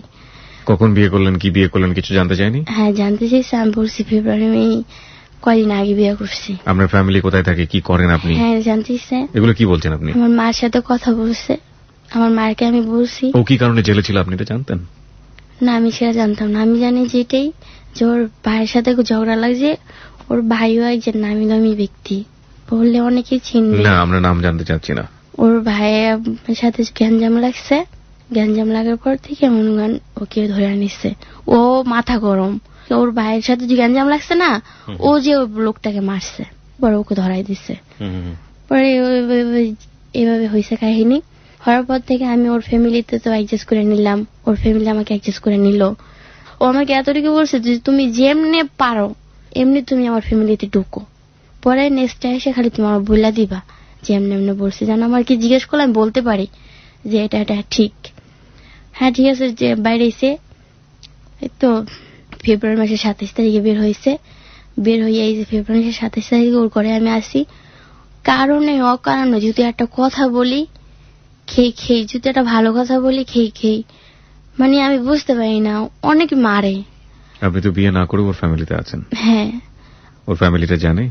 না, কেউ জানে না। কেউ জানে না, কিন্তু ও আমার সাথে অনেক খারাপ বিহেভ করে। যখন মারে, খুব মারে, অনেক মারে। আমি যখন ফার্স্ট ওর ঘরে গেছি তখন কি কারণে জানি আমি একটা কইছি, একটা বকা দিছি। আমি কই জানোয়ার মতো ব্যবহার করে, মানে ব্যবহারটা খারাপ করছে। ওরও আমাকে এত বড় একটা ঝাড়ু বাড়িতে আমার পিঠটা শেষ করে ফেলাইছে।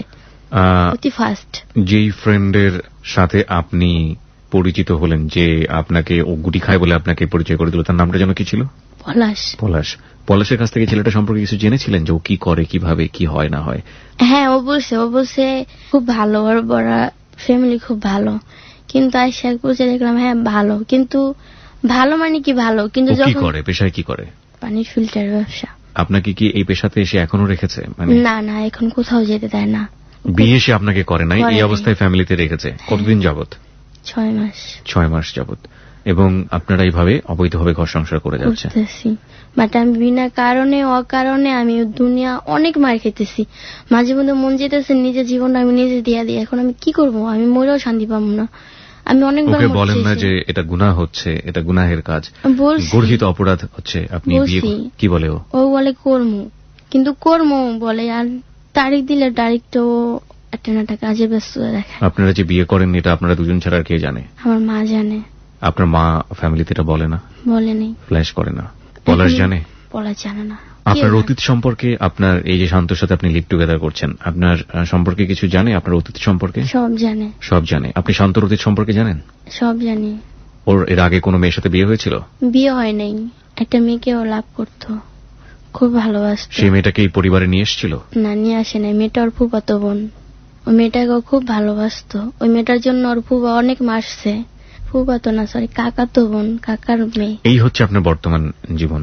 ওখানে আপনি আছেন, সারাদিন আপনি ঘরের মধ্যে থাকেন, ঘরের কাজ করেন, এবং সবাই জানে আপনি ওর স্ত্রী, আসলে আপনি ওর স্ত্রী না। হ্যাঁ। মাঝে মাঝে বের হতে যেতে ইচ্ছা করে না এখান থেকে? ইচ্ছা করে আমার। দেখেন, একটা মেয়ে যখন, আমি যত আগে কত জায়গায় চলাফেরা করছি, একটা মনের একটা জানি যে এই জায়গাটা গেলে ভাল লাগে, ঘোরাফেরা কত কিছু ভাল লাগে, ও কখনো না আমার কোথাও নিয়ে যায় না। যদি বলি চলো না আমরা এখানে যাই, নিয়ে যাবে না। এই যে দিয়ে কত মার্কেটিং করছি, আজ পর্যন্ত মনের মতোই করতে পারি না। যদি বলি এটা করি এটা করি, মানে কোন গ্যারাজও করে না। যদি একটু কথা বলি, যেতে জায়গা যেতে গেলে যদি আমি তুমি এরকম চিল্লাচিল্লি করো গে, এই কথাটা বললি মার, অনেক মারে। আমার খুব মানে মারতে মারতে জীবনটা শেষ করে ফেলাম। মানে আমি এখানে এই কারণে আসছি, আমি বাসি কিনা জানি না, কিন্তু আমার জীবনের কাহিনীটা অনেকে জানুক। আপনারা শুরু থেকেই দেখছেন, আমি কিন্তু কোনো জায়গায় বলিনি যে আমার সুখ এই জায়গাটা আসছে। আমার শুরু থেকেই আমার কষ্ট, শেষ থেকে আমার মানে এখনো কষ্টে আছি, কিন্তু এরকম আমি কতদিন যাবো আমি জানি না। হয়তোবা আমি দুনিয়াতে বেশি দিন থাকবো না। আল্লাহ যদি আমাকে না নেয়, আমি নিজেই সুইসাইড করব। আমার এই দুনিয়াতে বাঁচার কোনো ইচ্ছা নাই।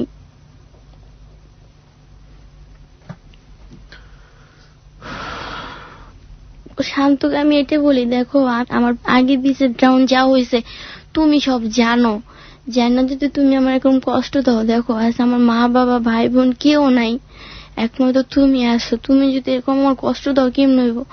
আমাকে মায়েরা শরীর হাত পা কিছু রাখে না। যখন আমি বাধ্যতামূল আমি ওর গায়ে হাত দিতে বাধ্য হই, বা ওর ফ্যামিলিকে আমি বকতে বাধ্য হই।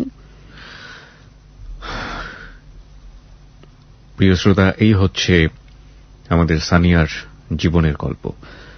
একটা মেয়ে এই সমাজে কতটা ভালনারেবল, এবং একটা মেয়ে এই সমাজে কি পরিমাণ স্ট্রাগল করে বেঁচে থাকে, কতটা অনিশ্চিত তাদের ভবিষ্যৎ হতে পারে, পরিস্থিতির শিকার হতে পারে তারা। ঘরের মধ্যে সৎমা, সেখান থেকে শুরু করে আজকের এই 19 বছরের সানিয়ার যে জীবন, সেটা দুর্বিষহ, এটাকে সহ্য করা যায় না। আপনি কি স্বপ্ন দেখেন সানিয়া? আপনার এই বর্তমান সময়ে সুখী হওয়ার জন্য কি দরকার? আমার বর্তমান সময়ে আমার কিছু প্রয়োজন না, আমার শুধু একটি প্রয়োজন, আমি যেন ভালো একটা বর পাই, আমাকে মারবে না, আমাকে বুঝে। আমি যত ওকে বুঝি ও আমাকে বুঝবে, মানে কথা কথায় বকা দিবে না, কথা কথায় মারবে না। কারণ আমি না মার খেতে এত কষ্ট পেতে পেতে না, আমি কাঁদতে কাঁদতে আমার চোখের জল একদম শুকিয়ে গেছে। আমি চাই এরকম একটা লোক আমাকে, মানে আমি যার কাছে আছি সেও সব চাওয়া পাওয়া আশা সবই মিঠায়, কিন্তু এইটাই আফসোস ও কিছু হলে অনেক মারে, মানে তাছাড়া বেলতলায় অনেক মারে। ওর নাম শান্ত, রাইট? শান্ত, আমার বিশ্বাস যে আপনি এই হ্যালো 8920 শুনছেন, আপনি ওর জীবনের সমস্ত গল্প জানেন, এবং আমার বিশ্বাস যে আপনি অনেক বড় মাপের, অনেক অনেক ভালো একজন মানুষ। আমাদের এখানে লাখ লাখ শ্রোতা আজকে ওকে শুনেছে। আমরা সবাই মিলে আপনাকে ভাই থেকে একটা রিকোয়েস্ট করছি, আপনি ওকে বিয়ে করুন। আপনি যা করছেন সেটা অত্যন্ত গুনাহের কাজ, এবং এটার জন্য আল্লাহ আপনাকে মাফ করবেন কিনা জানি না। একটা মেয়ে যাকে আপনি পছন্দ করেন বলেই নিজের পরিবারে নিয়ে জায়গা দিয়েছেন, হয়তো ও সব দিক থেকে স্বয়ংসম্পূর্ণ না, হয়তো ওর একটা প্রচন্ড কষ্টের অতীত আছে যেটা আপনার পছন্দ না, কিংবা ওর মধ্যে হয়তো কিছু জিনিস আছে যেগুলো আপনার পছন্দের না, কিন্তু তারপরেও সবকিছু ছেড়ে ছুড়ে দিয়ে এই সহায় সম্বলহীন একটা মানুষ, সে আপনাকেই তার জীবনের শেষ আশ্রয় ভেবে আপনার সঙ্গে আছে। আপনি হয়তো অনেক কিছুই ওকে ওর প্রয়োজন মতো দিতে পারবেন না, কিন্তু এতটুকু নিশ্চয়তা দিন সামাজিকভাবে, ধর্মীয়ভাবে, যে ও আপনার স্ত্রী। ওকে আপনি বিবাহ করুন এবং আল্লাহর কাছে মাপ চান যে গুনাহটা আপনারা দুজন মিলে করছেন। আমরা আপনাকে স্যালুট করতে চাই যে এত কিছু জানার পরেও একটা মেয়েকে নিজের পরিবারে নিয়ে আপনি জায়গা দিয়েছেন। আপনি অত্যন্ত বড় মাপের একজন মানুষ, আপনি অনেক ভালো একজন মানুষ। আমরা আপনাকে ভাই হিসেবে এই লাখ লাখ শ্রোতার পক্ষ থেকে একটা রিকোয়েস্ট করছি, ওকে আপনি বিয়ে করুন, করে সামাজিকভাবে ওকে আপনার মতো করে আপনি খুব ভালো করে বুঝিয়ে গড়ে পিঠে নিন। প্রত্যেকটা মানুষের জীবনেই কোনো না কোনো ভালো কাজ থাকে, কিন্তু ভালো কাজ করার মতো সৌভাগ্য কিন্তু সবার হয় না। আপনার সেই সৌভাগ্যটা হয়েছে, এই মানুষটাকে আপনি আপনার জীবনসঙ্গী করে সেই ভালো কাজটা করুন, আমাদের এটা রিকোয়েস্ট। গাড়ির চালক কোনো ক্রমে নিজের ওপর থেকে নামিয়ে নিল। বাতিটা হাতে নিয়ে অতি কষ্টে পা টেনে টেনে ঘরের দিকে রওনা দিয়ে কি যেন ভেবে ফিরে এলো। গাড়ির সিটের নিচে হাত বাড়িয়ে শিকলটা খুলে নিয়ে সে আবার যাওয়ার উপক্রম করলো। কুইন্টার সঙ্গে আসবে না দেখে শিকল ধরে এসকা টান মেরে তার উদ্দেশ্য ঘরে কিছু বলে উঠল। মুহূর্তে কুণ্ঠা তার উপর ঝাঁপিয়ে পড়ল। প্রচণ্ড পরাক্রমে হায়নার শক্তিশালী চোয়ালের মতো কঠিন হাতে তার কণ্ঠনালী টিপে ধরল।